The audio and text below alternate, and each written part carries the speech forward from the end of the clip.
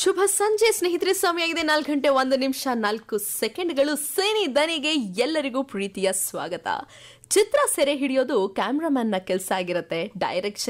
Director action cut ಅಂತ ಹೇಳ್ತಾರೆ, producer ಇನ್ನು ಹಣ ಬಿಡುಗಡೆ ಮಾಡ್ತಾರೆ. ಆದರೆ ಇದಾದ ನಂತರ ಇಷ್ಟೋ ಜನರ ಶ್ರಮವನ್ನ ಎಡಿಟಿಂಗ್ ಬೋರ್ಡ್ನಲ್ಲಿ ಹಾಕಿ ಸೂಪರ್ ಆಗಿ ಟ್ರಿಮ್ಮಿಂಗ್ ಮಾಡಿ ಬೇಡದ್ದನ್ನ ಎತ್ತಿಟ್ಟು ಬೇಕಾದನ್ನ ಮಾತ್ರ ಉಳಿಸ್ಕೊಂಡು ಪ್ರೇಕ್ಷಕರ ಕಣ್ಣಿಗೆ ರಸದೌತಣ ನೀಡುವಂತಹ ಜವಾಬ್ದಾರಿ ಒಬ್ಬ ಸಂಕಲನಕಾರರದ್ದಾಗಿರುತ್ತೆ. ಇಂದಿನ ನಮ್ಮ ಸಿನಿದನಿ ಕಾರ್ಯಕ್ರಮದಲ್ಲಿ ಕನ್ನಡ ಸಿನಿರಂಗದ ಖ್ಯಾತ ಸಂಕಲನಕಾರರಾದಂತಹ ಶ್ರೀ UDV ವೆಂಕಟೇಶ್ ಅವರು ನಮ್ಮೊಟ್ಟಿಗಿದ್ದಾರೆ. ಮಾತಾಡ್ಸೋಣ ಬನ್ನಿ ಅವರೊಟ್ಟಿಗೆ. ನಮ್ಮ ಕಾರ್ಯಕ್ರಮ ನಿರ್ವಾಹಕರಾದಂತಹ ಫ್ಲೋರಿನ್ ರೋಷ್ ಅವರು ಇದ್ದಾರೆ. ಇಬ್ರಿಗೂ ಕೂಡ ಕಾರ್ಯಕ್ರಮಕ್ಕೆ ಪ್ರೀತಿಯ ಸ್ವಾಗತ. Thank you madam. ನನಗೆ ಸ್ವಾಗತ ಅಂತ ಕೊಡ್ತಾ ಇದ್ದಾರೆ ತೇಜ ಅವರು, ಧನ್ಯವಾದಗಳು.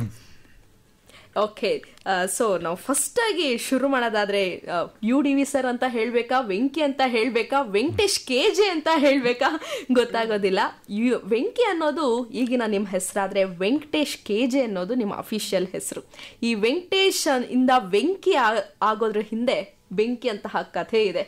ಸೊ ಆ ಕಥೆ ಬಗ್ಗೆ ಹೇಳೋದಾದ್ರೆ, ನಿಮ್ಮ ಊರಿನಿಂದ ಶುರು ಮಾಡೋದಾದ್ರೆ ಹೇಳಿ ಸರ್, ಹೇಗಿತ್ತು ನಿಮ್ಮ ಆ ಒಂದು ಫ್ಲ್ಯಾಶ್ ಬ್ಯಾಕ್? ನಮಸ್ತೆ ಮೇಡಮ್, ಎಲ್ಲರಿಗೂ ಕೇಳೋರಿಗೆಲ್ಲರಿಗೂ ನನ್ನ ನಮಸ್ಕಾರಗಳು. ಬಿಗಿನಿಂಗು SLC ಎಲ್ಲ ಮುಗಿಸಿದ್ದು ಸಿದ್ಧಾರ್ಥ. ನಮ್ಮದು ತುಮಕೂರಿಂದ ಹಳ್ಳಿ ಕೊತ್ತಿಹಳ್ಳಿ ಅಂತ, ಆ ಗ್ರಾಮದಲ್ಲಿ ಉಟ್ಕೊಂಡು ಅಲ್ಲಿಂದ ಸಿದ್ಧಾರ್ಥ SLC ಮುಗಿಸಿದ್ದು. ಅದಾದಮೇಲೆ ಸೆಕೆಂಡ್ PUC ವಿಶ್ವಭಾರತಿ ಅಂತ. ಅದಾದಮೇಲೆ ಬೆಂಗಳೂರಿಗೆ ಬಂದ. ಅಲ್ಲಿ ಬೆಂಗಳೂರಿಗೆ ಬಂದಮೇಲೆ ಮಾಮೂಲಿ ಮಾಡ್ರನ್ ಬ್ರೆಡ್ಡಲ್ಲಿ ವರ್ಕ್ ಮಾಡ್ತಿದ್ದು. ಅಲ್ಲೊಂದು 2 ವರ್ಷ. ಆಮೇಲೆ ALS ಅಂತ ಕಂಪ್ನಿಲಿ ಒಂದು 2 years ವರ್ಕ್ ಮಾಡ್ತಿದ್ದ. ಅದಾದಮೇಲೆ ಎಡಿಟಿಂಗ್ಗೆ ಜಾಯ್ನ್ ಆಗೋಂಥ ಒಂದು ಸಿಚುವೇಶನ್ ಬಂತು ಮೇಡಮ್. ಬಹಳ ಚಿಕ್ಕದಾಗಿ ಮತ್ತೆ ಚೊಕ್ಕದಾಗಿ ತಮ್ಮ ಫ್ಲಾಶ್ ಬ್ಯಾಕ್ ಅನ್ನು ಹೇಳಿಬಿಟ್ರು. ಬಹುಶಃ ಎಡಿಟಿಂಗ್ ಮಾಡಿ ಮಾಡಿ ಅಭ್ಯಾಸ ಆಗಿದೆ ಅಂತ ಕಾಣ್ತದೆ. ಇಲ್ಲಿ ಟ್ರಿಮ್ಮಿಂಗ್ ಮಾಡಿಬಿಟ್ರು ಆಕ್ಚುಲಿ. ಅಂದರೆ ಫಸ್ಟು ಫ್ಲ್ಯಾಶ್ ಬ್ಯಾಕ್ ಸಿಂಪಲ್ ಆಗಿ ಹೇಳಿದ್ನಿ, ಆಮೇಲೆ ಕುಲಂಕುಷವಾಗಿ ಹೇಳ್ತೀನಿ. ಸೊ ಟ್ರಿಮ್ಮಿಂಗ್ ಮಾಡಿ ಮಾಡಿ ನಿಮ್ಮ ಜೀವನದ ಹಿನ್ನೆಲೆಯನ್ನು ಹೇಳುವಾಗ ಕೂಡ ಅಲ್ಲಿ ನೀವು ಫ್ಲಾಶ್ ಬ್ಯಾಕ್ ಅಂದರೆ ಬಹಳ ಟ್ರಿಮ್ ಮಾಡಿಬಿಟ್ರಿ. ಪಿಂಕಿ, ನೀವು ಹೇಳಬೇಕಾಗುತ್ತೆ, SLC ಆದ ನಂತರ PUC ಮಾಡಿದ್ರಿ ಅಂತ ಹೇಳಿ. PUC ಮಾಡಿದ ನಂತರ ಯಾಕೆ ನಿಮ್ಮ ವಿದ್ಯಾಭ್ಯಾಸವನ್ನು ಮುಂದುವರಿಸಲಿಲ್ಲ? ನೀವು ಸೈನ್ಸ್ ತಗೊಂಡ್ರಿ ಅಂತ ಹೇಳಿದ್ರಿ, ಆದರೆ ಈಗ ನೀವು ಬಂದದ್ದು ಕಲೆಗೆ. ಈ ಎರಡರ ಒಂದು ವೈರುಧ್ಯವನ್ನು ಹೇಗೆ ನೀವು ಹೇಳ್ತೀರಾ? ಇಲ್ಲ ಮೇಡಮ್, ನನಗೆ ಬಿಗಿನಿಂಗ್ ಒಂದು 7th ಡ್ರಾಯಿಂಗ್ ಅಂದರೆ ನನಗೆ ಕ್ರಿಯೇಟಿವಿಟಿ ವರ್ಕ್ಸ್ ಅಂದರೆ ಡ್ರಾಯಿಂಗು ಈ ಥರದ್ದು ವಿಷಯಗಳು ತುಂಬ ಇಷ್ಟ, ಆಸಕ್ತಿ. ಒಂದು PCMB ಸೇರಬೇಕಾದ್ರೂ ಒಂದು ಏನೋ ಗೌರ್ಮೆಂಟ್ ಕೆಲಸ ಸಿಕ್ಬಿಡುತ್ತೆ, ದಿನ ಹೋಗಿ ಮಾಡಿದ್ದೇ ಕೆಲಸ ಮಾಡಬೇಕು. ಒಂದು ಟೀಚರ್ ಆದರೆ ಅವತ್ತು ಏನು ಪಾಠ ಮಾಡೋದು ಅದೇ ಮಾಡ್ತಾ ಇರಬೇಕು. ಬಟ್ ಡಿಫ್ರೆಂಟಾಗಿರಲ್ಲ, ಮೈಂಡ್ಗೂ ಒಂದು ಇರಲ್ಲ, ಒಂದು ಏನೋ ಪೇಮೆಂಟಿಗೆ ಕೆಲಸ ಮಾಡಬೇಕು ಅಂತ ಅನಿಸುತ್ತೆ. ಬಟ್ ಅದು ಬಿಟ್ಟು ದಿನ ಒಂದು ಹೊಸ ಥರದ್ದು ಏನಾದರೂ ವರ್ಕ್ ಇರಬೇಕು, ಕ್ರಿಯೇಟಿವಿಟಿ ಇರಬೇಕು ಅನ್ನೋದು ಮೈಂಡ್ ಸೆಟ್ಟಲ್ಲಿತ್ತು. ಬಟ್ ಎಡಿಟಿಂಗ್ ಸಿಗುತ್ತೆ ಅನ್ನೋದು ಇರಲಿಲ್ಲ. ಬಟ್ ಏನೋ ವರ್ಕ್ ಆದ್ರೂ ಒಂದು ಡಿಫ್ರೆಂಟ್ ಇರಬೇಕು ಅನ್ನೋ ಥರ ಮೈಂಡ್ ಸೆಟ್ ಇತ್ತು ಮೇಡಮ್. ಅಂದ್ರೆ ಇಲ್ಲಿ ಸಂಕಲನಕಾರರಾಗಿ ಈಗ ನೀವು ಕೆಲಸ ಮಾಡಿದ್ರೆ ಅದೇ ಸೇಮ್ ಕೆಲಸ ಮಾಡೋದು ವರ್ಷಗಟ್ಟಲೆ. So in what way it is different? Creative ಆಗಿ ಯಾವ ರೀತಿ ಡಿಫರೆಂಟ್ ಆಗಿರುತ್ತೆ ಮೇಡಮ್? ಪ್ರತಿ ಪಿಕ್ಚರು ಅದು ಒಂದೇ ಥರ ಇರಲ್ವಲ್ಲ ನಿಮಗೆ? ಈ ತರ ಕ್ರಿಯೇಟಿವಿಟಿ ಅನ್ನೋದಕ್ಕೆ ಇದು ಆಕ್ಚುಲಿ ಒಂದು ಫ್ರೇಸ್. ನಿಮಗೆ ವರ್ಕ್ ಒಂದೇ ಆಗಿರ್ಬೋದು, ಬಟ್ ಯೋಚನೆ ಮಾಡೋ ಡಿಫ್ರೆಂಟ್. ನೀವು ಇವಾಗ ಸ್ಕೂಲ್ ಪಾಠ ತಗೊಂಡ್ರೆ ನೀವು ಆ ಪಾಠ ಬಿಟ್ಟು ಬೇರೆ ಹೇಳೋಕ್ಕೆ ಆಗಲ್ವಲ್ಲ, ಡೈಲಿ ಅದೇ ಹೇಳ್ತಾ ಇರಬೇಕು. ಬಟ್ ಏಟಿಂಗಲ್ಲಿ ಹಂಗಲ್ಲ, ಒಂದು ಪಿಕ್ಚರ್ ಬೇರೆ ಥರ ಇರುತ್ತೆ, ಇನ್ನೊಂದು ಪಿಕ್ಚರ್ ಬೇರೆ ಥರ ಇರುತ್ತೆ. ನಾವು ಅದನ್ನು ಹೆಂಗೆ ಕಟ್ಕೊಡ್ತೀವಿ ಅನ್ನೋದು ಒಂದೊಂದು ಆಯಾಮ ಬೇರೆ ಇರುತ್ತೆ. ಸರ್ಕಾರಿ ನೌಕರನಾಗಬೇಕಾದ ಬೆಂಕಿ ಇವತ್ತು ಸಂಕಲನಕಾರರಾಗಿ ಕನ್ನಡ ಚಿತ್ರರಂಗದಲ್ಲಿ ಮಿಂಚ್ತಾ ಇದ್ದಾರೆ. ಸೈನ್ಸ್ ಅಲ್ಲಿ ಏನು ಮುಂದುವರಿಸಲಿಕ್ಕೆ ಆಗ್ಲಿಲ್ವಾ ನಿಮಗೆ? ಅಲ್ಲಿ ತೊಂದರೆ ಆಯ್ತಾ? ಅಥವಾ ಈ ಕಲೆ ನಿಮ್ಮನ್ನು ಇಷ್ಟೊಂದು ಆಸಕ್ತಿದಾಗಿರುವಾಗ ನೀವು ಕಲೆಯಲ್ಲಿ ಯಾಕೆ ಮುಂದುವರಿಯಬಾರ್ದಿತ್ತು? ಅದಕ್ಕೆ ಸರಿಯಾದ ಆಪರ್ಚುನಿಟಿಗಳು ಸಿಗಬೇಕಲ್ಲ ಮೇಡಮ್. ಅದು ಸಿಕ್ಕಿಲ್ಲ, ಆ ಥರದ್ದು ಏನು ನಮಗೆ ಸಿಗಲಿಲ್ಲ. ಬಟ್ ಆಸಕ್ತಿ ಇತ್ತು. ಹೈಸ್ಕೂಲಲ್ಲೇ ನೀವು ಕಲೆ ಹತ್ತ ನೀವು ಹೆಚ್ಚು ಅಲ್ಲಿ ಒಲವು ಇತ್ತು ಅಂತ ಹೇಳಿದ್ರಿ. ಹಾಗಿರುವಾಗ ನೀವು ಕಲೆಯಲ್ಲೇ ಮುಂದುವರಿಸಬಹುದಿತ್ತಲ್ಲ ಅಂತ ಕೇಳಿದೆ. ಇಲ್ಲ ಮೇಡಮ್, SLCಲಿ ಇದನ್ನು 3D ಡ್ರಾಯಿಂಗ್ ಇತ್ತು. ಅದರಲ್ಲಿ ಸ್ಟೇಟಲ್ಲಿ ಸೆಕೆಂಡ್ ಪ್ಲೇಸ್ ಬಂದಿತ್ತು. ಕಾಂಪಿಟೇಷನ್ ಅಲ್ಲಿ ನಿಮಗೆ ಪ್ರೈಸ್ ಸಿಕ್ಕಿತ್ತಲ್ವಾ? ಸೆಕೆಂಡ್ ಪ್ಲೇಸ್ ಬಂದಿತ್ತು. Painting competition. ಹಾಂ, ನನಗೆ ತುಂಬ ಆಸೆ ಇತ್ತು. ಇಲ್ಲಿ ಬೆಂಗಳೂರಲ್ಲಿ ಕೆಲಸ ಮಾಡಬೇಕಾದ್ರೂ ನಾನು ಡ್ರಾಯಿಂಗ್ ಕೋರ್ಸ್ ಕಟ್ಟಿ ಅದಕ್ಕೆ ಎಕ್ಸಾಮ್ ಬರೆದಿದ್ದೆ. ಅದು A+ ಎಲ್ಲ ಬಂದಿತ್ತು. ಬಟ್ ಯಾವ್ದನ್ನೂ ನಾನು ಅದನ್ನು ಯೂಸ್ ಮಾಡ್ಕೊಂಡಿಲ್ಲ. ಅಷ್ಟರಲ್ಲಿ ಇದಕ್ಕೆ ಬಂದೆ. ಅದೆಲ್ಲ ಆಕ್ಚುಲಿ ಡಿಜಿಟಲೈಸ್ ಆಗೋಯ್ತು. PUC ಸೈನ್ಸ್ ತಗೊಂಡ್ರಿ, ಬಹುಶಃ ಅಲ್ಲಿ ಫೇಲ್ ಆದ ಕಾರಣಕ್ಕೆ ಬಹುಶಃ ನೀವು ಈಚೆ ಬಂದ್ರಿ ಅಂತ ಕಾಣುತ್ತೆ. ಫೇಲ್ ಆಗಿದ್ದ ಕಾರಣ ಅಂತ ಏನಿಲ್ಲ ಮೇಡಮ್, ನನಗೆ ಇಷ್ಟವಾಗಿದ್ದ ಸಬ್ಜೆಕ್ಟ್ ಬಂದು ಕಾಮರ್ಸು. ನಮ್ಮ ತಂದೆಯವ್ರು ಸೇರಿಸಿದ್ದು ಸೈನ್ಸು. ನನಗೆ ಮ್ಯಾಥ್ಸ್ ಅಂದರೆ ಜಾಸ್ತಿ ಇಷ್ಟ. ಸೈನ್ಸ್ ಅಲ್ಲೇ ಮ್ಯಾಥ್ಸ್ ಇರೋದಲ್ವಾ ಒಟ್ಟಿಗೆ? ಅದು ಒಂದು ಪಾರ್ಟ್ ಇರುತ್ತೆ ಮೇಡಮ್, ಬಟ್ ಟೋಟಲಿ ನನಗೆ ಕಾಮರ್ಸ್ ಅಂದರೆ ಇಷ್ಟ ಇದ್ದಿದ್ದು. ಅಂದು ತಂದೆಯವರ ಮಾತನ್ನು ಮೀರಿಲ್ಲ ತಾವು? ಮೀರಂಗಿರ್ಲಿಲ್ಲ ಮೇಡಮ್ ಆ ಟೈಮಲ್ಲಿ. ತುಮಕೂರಿಂದ ಬೆಂಗಳೂರಿಗೆ ಬಂದ್ರಿ ಅಂತ ಹೇಳಿದ್ರಲ್ಲ, ಆ ಸಮಯದಲ್ಲಿ ನೀವು ಯಾವ ರೀತಿ ಯಾವ್ದೆಲ್ಲ ಕೆಲಸ ಮಾಡಿದ್ರಿ? ಬಹಳಷ್ಟು ಕಷ್ಟಪಟ್ಟಿದ್ರಿ ಅಂತ ಕಾಣ್ತಿದೆ. ಆ ಸಂದರ್ಭದಲ್ಲಿ ನೀವು ಅಂದ್ರೆ ಸಿನಿಮಾ ರಂಗಕ್ಕೆ ಬರೋ? ಇಲ್ಲ ಮೇಡಮ್, ಫಸ್ಟು ನಾನು ಊರಲ್ಲಿದ್ವಲ್ಲ, ಆವಾಗ ಒಂದು ವೀಕ್ ಗಾರೆ ಕೆಲಸಕ್ಕೆ ಕಳಿಸ್ಬಿಟ್ಟಿದ್ರು. ನಮ್ಮದು ಪರ್ಸ್ನಾಲಿಟಿ ನೋಡಿದ್ರೆ ಗಾರೆ ಕೆಲಸ ಮಾಡೋದು ಕಷ್ಟನೇ. ಅದಾದಮೇಲೆ ಹೋಗ್ಲಿಲ್ಲ ಕೆಲಸಕ್ಕೆ. ಸರಿ, ನಮ್ಮ ಪರಿಚಯದವ್ರ ಹತ್ರ ಹೇಳ್ಬಿಟ್ಟು ನಮ್ಮ ತಂದೆಯವರು ಒಂದು ಕೆಲಸಕ್ಕೆ ಬೆಂಗಳೂರಿಗೆ ಅಂತ ಕಳಿಸಿದ್ರು. ಅಲ್ಲಿ ಮಾಡರ್ನ್ ಬ್ರೆಡ್ಡಲ್ಲಿ ವರ್ಕಿಗೆ ಬಂದೆ. ಆವಾಗೆಲ್ಲ ಬೆಂಗಳೂರಲ್ಲಿ ಕೆಲಸ ಮಾಡೋದು ಅಂದರೆ ದೊಡ್ಡ ವಿಷಯ ಅಲ್ಲ? ಹೌದು. 15 ವರ್ಷಗಳಿಂದ ಅಲ್ಲಿ ಮಾಡರ್ನ್ ಬ್ರೆಡ್ಡಲ್ಲಿ ಓನ್ಲಿ ನೈಟ್ ಮಾತ್ರ ಡ್ಯೂಟಿ. ನಾವು ಡೇ ಒಂದು 3 hours 4 hours ಮಲಗೋದು, ನೈಟು ಸೇಲ್ಸ್ಮ್ಯಾನ್ ಆಗಿ ಒಂದು 2 years ವರ್ಕ್ ಮಾಡಿದೆ. ಅವ್ರ ಮನೆಯಲ್ಲೇ ಇರ್ತಿದ್ದ, ವರ್ಕ್ ಮಾಡಿದೆ. ಅದಾದಮೇಲೆ ಏನೋ ಒಂದು ಸ್ವಲ್ಪ ಬೇಜಾರಾಯಿತು. 1 week ಊರಿಗೆ ಹೋದೆ. ಅವರು ಗಾಡಿ ಕ್ಲೋಸ್ ಮಾಡ್ತೀನಿ ಕಣಪ್ಪ, ಬಟ್ ನಿನಗೆ ಅರ್ಧದಲ್ಲಿ ಕೆಲಸ ಬಿಡಿಸ್ತಾ ಇದ್ದೀನಿ, ಬಟ್ ನಿನಗೆ ಇದನ್ನು ಮಾಡಲ್ಲ, ನಾನು ಇನ್ನೊಂದು ಕಡೆ ಕೆಲಸ ಸೇರಿಸ್ತೀನಿ ಅಂದರು. ಓಕೆ ಸರ್ ಆಯಿತು ಅಂತಂದೆ. ಅವರು ಒಂದು 2 ತಿಂಗಳು ಬಿಟ್ಕೊಂಡು ಅಡ್ವಾನ್ಸ್ ಎಲೆಕ್ಟ್ರಾನಿಕ್ಸ್ ಕಂಪ್ನಿ ಅಂತ, ಅದರಲ್ಲಿ ಜೆರಾಕ್ಸ್ ಮಾಡೋದು, ಆ ಕೆಲಸಕ್ಕೆ ಸೇರಿಸಿದ್ರು. ಎಷ್ಟು 1 ವರ್ಷ ಏನೋ ಸಂಬಳ. ಬಟ್ ನನಗೆ ಏನಂದರೆ ಅವರು ಕೆಲಸ ಮಾಡ್ಬೇಕಾಗಿರೋದು 1 day ಫುಲ್ಲು. ಇಷ್ಟು ಬುಕ್ಲೆಟ್ ಮಾಡಬೇಕು ಅಂತ ಕೊಡೋರು. ನಾನು ಒಂದು 3 hours ಅದನ್ನು ಮುಗಿಸ್ಬಿಟ್ಟು ಕುಂತ್ಕೊಂಡು ಓಡಾಡ್ತಿದ್ದೀನಿ. ಅವ್ರಿಗೆ ಏನು ಕೆಲಸ ಮಾಡ್ದಂಗೆ ಓಡಾಡ್ತಿರ್ತಾನಲ್ಲ ಅಂತ ನಾನು. ಬಟ್ ನಮ್ಮ ಫಸ್ಟು ವರ್ಕ ಮುಗಿಸ್ಬಿಟ್ಟು ಕುಂತಿರಿನ ಅವ್ರಿಗೆ ಆಮೇಲೆ ಕೇಳೋದೇ ಬಿಟ್ಬಿಟ್ರು. ಈ ಥರ ಜರ್ನಿ ಮೇಡಮ್. ಸರಿ, ಯಾವುದೇ ಕೆಲಸವನ್ನು ಕೊಟ್ಟರೆ ಅದರಲ್ಲೂ ಅಂದರೆ ಇವರಿಗೆ ಪರ್ಸ್ನಾಲಿಟಿಗೆ, ನಿಮ್ಮ ಪರ್ಸ್ನಾಲಿಟಿಗೆ ಸೂಟ್ ಆಗುವಂಥ ಕೆಲಸ ಅಲ್ಲಿ ಸಿಕ್ಕಿತ್ತು. ಹೌದು. ಬಟ್ ಮಾಡ್ರನ್ನಲ್ಲಿದ್ದಾಗ ತುಂಬ ಕಷ್ಟ ಇರೋದು. ನೈಟ್ ಮಳೆ ಬಂದ್ರೂ ಆ ಬ್ರೆಡ್ಡು ಹಾಲು ಯಾವ ಥರ ಒಂದು ಡೇನಲ್ಲಿ ಸೇಲ್ ಮಾಡ್ಬೇಕು ಆ ಥರ ಇತ್ತು. ಮಳೆ ಬಂದ್ರೂ ಕಷ್ಟ ಇರೋದು, ಕೆಲಸ ಮಾಡ್ಬೇಕಾಯ್ತು. ಬಟ್ ಅವಾಗಿನ್ನ ಹುಡುಗ ಅಲ್ವಾ, ಜೋಶ್ ಜಾಸ್ತಿ ಇತ್ತು, ಮಾಡ್ತಿದ್ದೆ. ಬಹುಶಃ ಅದೇ ಜೋಶಿಂದ ಚಿತ್ರರಂಗಕ್ಕೆ ಪ್ರವೇಶ ಮಾಡಿದೆ ಅಂತ ಕಾಣುತ್ತೆ. ತೇಜ, ಹೇಗೆ ಅನಿಸುತ್ತೆ? ಹೌದು, ಖಂಡಿತವಾಗಿ ಇಲ್ಲ ಆಕ್ಚುಲಿ ಒಂದು ಬೆಂಕಿ ಅಂತ ಸ್ಟೋರಿ ಇದೆ. ಬಹುಶಃ ಒಂದು ಹಾಡಿನ ನಂತರ ನಾವು ಮುಂದುವರಬಹುದು ಅಂತ ಅನ್ಸುತ್ತೆ. ಯಾಕೆ ಕುತೂಹಲವನ್ನು ಕೆರಳಿಸ್ತೀರಾ? ಹೌದು ಹೌದು. ಸೊ ಈಗಲೇ ಎಲ್ಲ ಹೇಳ್ಬಿಟ್ರೆ ಸೊ ಆ ಜ್ವಾಲೆ ಉರಿಯಲ್ಲ ಅಲ್ವಾ? ಸೊ ಜನರಿಗೆ ಅದು ಕೇಳಿಸ್ತಾ ಇರಬೇಕು. ಸೊ ಇಷ್ಟೆಲ್ಲಾನು ಕೂಡ ಸಾಕೊಂಡು ಬಂದ್ರಿ. ಒಬ್ಬ ಗಾರೆ ಕೆಲಸದಲ್ಲಿ ಕೂಡ ನೀವು ಕೆಲಸ ಮಾಡಿದ್ರಿ, ನಂತರ ಒಂದು ಬ್ರೆಡ್ ಫ್ಯಾಕ್ಟ್ರಿನಲ್ಲಿ ಕೆಲಸ ಮಾಡಿದ್ರಿ, ನಂತರ ಜೆರಾಕ್ಸ್ ಅಂಗಡಿನಲ್ಲಿ. ಸೊ ಇದಾದ ನಂತರ ಈ ಒಂದು ಸಿನಿ ಇಂಡಸ್ಟ್ರಿಗೆ ಯಾವ ರೀತಿ ಪಾದಾರ್ಪಣೆ ಮಾಡಿದ್ರಿ ಕೇಳೋಣ ಒಂದು ಹಾಡಿನ ನಂತರ. ಸೊ ಖಂಡಿತವಾಗ್ಲೂ ಅವ್ರು ಆಗ್ಲೇ ಪ್ಲೇ ಲಿಸ್ಟ್ ಕೂಡ ಕೊಟ್ಬಿಟ್ಟಿದ್ದಾರೆ. ಸಂಜಿತ್ ಹೆಗ್ಡೆ ಅವರು ಹಾಡಿದರೆ ಈ ಒಂದು ಗೀತೆಯನ್ನ, ಜೆಂಟಲ್ಮ್ಯಾನ್ ಚಿತ್ರದ ಗೀತೆ ನಿಮ್ಮೆಲ್ಲರಿಗೋಸ್ಕರ ಮೂಡಿ ಬರ್ತಾ ಇದೆ. ಜೆಂಟಲ್ಮ್ಯಾನ್ ಚಿತ್ರದ ಗೀತೆಯನ್ನು ಈಗಷ್ಟೇ ಕೇಳಿದ್ರಿ.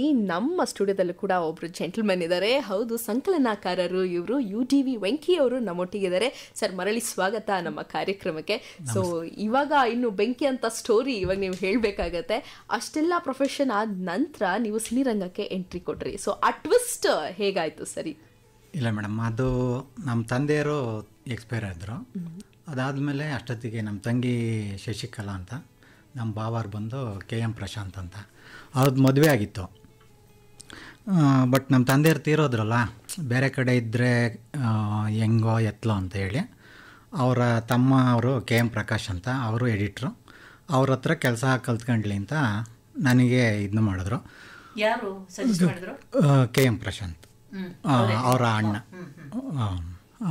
ಅದಕ್ಕೂ ಮುಂಚೆ ಒಂದು 9th 8th ಈ ಥರ ಇದ್ದಾಗ ಬೆಂಗಳೂರಿಗೆ ಬರ್ತಿದ್ದ KM ಪ್ರಶಾಂತ್ ಅವರ ಚಿಕ್ಕಪ್ಪ KM ಶಂಕರ್ ಅಂತ, ಅವರು ನೆಗೆಟಿವ್ ಎಡಿಟ್ರು. ಅವ್ರ ರೋಲ್ಗಟ್ಲೆ ತಂದು ಮನೆಯಲ್ಲಿ ಪಾಸಿಟಿವಿಟಿ ಇರೋರು. ನಮಗೆ ಅದು ಹೊಸದು. ಈ ರೀಲ್ಸ್ಗಳು ಫೋಟೋ ಹೊಡೆದಾಗ ಮಾತ್ರ ನೋಡ್ತಿದ್ದೋ ಅದು ನೆಗೆಟಿವ್ದು. ಅವ್ರು ತಂದಿಟ್ಟಿರೋರಲ್ಲ ಎಲ್ಲ ರವಿಚಂದ್ರನ್ ಪಿಕ್ಚರ್ಗಳ್ದು. ನಾವು ಅದನ್ನು ತಗೊಂಡು ಊರಿಗೆ ಹೋಗಿ ಅದನ್ನು ಏನು ಇಷ್ಟೆಲ್ಲ ಇಷ್ಟೊಂದು ರೀಲ್ಸ್ಗಳಿದೆಯಲ್ಲ ಪಿಕ್ಚರು ಅಂತ ಒಂದು ಆಸಕ್ತಿ ಇತ್ತು. ಬಟ್ ಎಡಿಟಿಂಗು ಸೇರ್ಕೊಳಕ್ಕೆ ಕಷ್ಟ ಇರ್ಬೋದೇನೋ, ಪಿಕ್ಚರ್ ಅಂದರೆ ಕಷ್ಟ ಅನ್ನೋದು ಮುಟ್ಟೋದೇ ಕಷ್ಟ ಅಂತ ಅನಿಸಿತ್ತು. ಬಟ್ ಅದಾದಮೇಲೆ ಸ್ಟುಡಿಯೋಗೆ ನಮ್ಮ ಭಾವಾರು ಸೇರಿಸಿದ್ರು. ಬಿಗಿನಿಂಗು ಒಂದು ತುಂಬ ವರ್ಷಗಳು ಅನಿಸುತ್ತೆ. ಸುಮ್ಮನೆ ಹಿಂದ್ಗಡೆ ಕುಂತ್ಕೊಬೇಕು, ನೋಡಬೇಕು, ಹಿಂದ್ಗಡೆ ಕುಂತ್ಕೊಬೇಕು, ನೋಡಬೇಕು. ಡೈರೆಕ್ಟ್ರುಗಳು ಬರೋರು, ದೊಡ್ಡ ದೊಡ್ಡ ಡೈರೆಕ್ಟ್ರುಗಳು ಬಂದಾಗ ಆಚೆ ಹೋಗೋದು, ಈ ಥರದಲ್ಲಿ ಸೇರ್ಕೊಂಡು ಕೆಲಸ ಕಲಿಬೇಕು ಅನ್ನೋ ಇಂಟ್ರೆಸ್ಟ್ ಇನ್ನೂ ಜಾಸ್ತಿ ಬಂತು. ಅಂದರೆ ದಿನ ಏನೋ ಹೊಸದು ನೋಡೋದು, ಈ ಡೈರೆಕ್ಟ್ರುಗಳ ಜೊತೆ ಎಲ್ಲ ವರ್ಕ್ ಮಾಡಬೇಕಲ್ಲ, ಕಲಿಬೇಕು ಅಂತ ಒಂದು ವರ್ಷ ಫುಲ್ ಹಿಂದ್ಗಡೆ ಕುಂತ್ಕೊಂಡಿರೋದೇ ಕೆಲಸ. ಅದು ಬೇಜಾರು ಅನಿಸ್ಲಿಲ್ವಾ? ಬೋರ್ ಅಂತ ಅನಿಸಿಲ್ವಾ ಕುತ್ಕೊಂಡು ಹಿಂದೆ ನೋಡೋದು? ಆ ಬೋರ್ ಅಂತ ಅನಿಸಿದರೆ ನಾನು ಇವತ್ತು ಈ ಜಾಗದಲ್ಲಿ ಕುಂತ್ಕೊಂತಿರ್ಲಿಲ್ಲ. ಅಂದರೆ ಅದು ನಮಗಿನ್ನೂ ಉತ್ಸಾಹ ಕೊಡೋದು ಏನಾದ್ರು ಮಾಡೋಕ್ಕಂತ. ಸಂಕಲನಕಾರರ ಒಬ್ಬರ ಕೆಲಸ ಅಂದರೆ ಬೇರೆಯವ್ರನ್ನ ನೋಡಿ ಕಲಿಯೋದು ಆರಂಭದಲ್ಲಿ ಆ ಥರ ಕಲಿತು ಜೊತೆಗೆ ನಾವು ಅದನ್ನು ಪ್ರಾಕ್ಟಿಕಲಾಗಿ ಮಾಡಬೇಕು. ಅಂದರೆ ಬರೀ ನೋಡೋದ್ರಿಂದ ಯಾರೂ ಇದು ಮಾಡೋಕ್ಕಾಗಲ್ಲ. ನಾವು ಇವಾಗ ಮಾರ್ನಿಂಗಿಂದ ಈವ್ನಿಂಗು ಒಂದು 8 o'clockವರೆಗೂ ನಮ್ಮ KM ಪ್ರಕಾಶ್ ಅವ್ರಿಗೆ ಕೆಲಸ ಇರೋದು.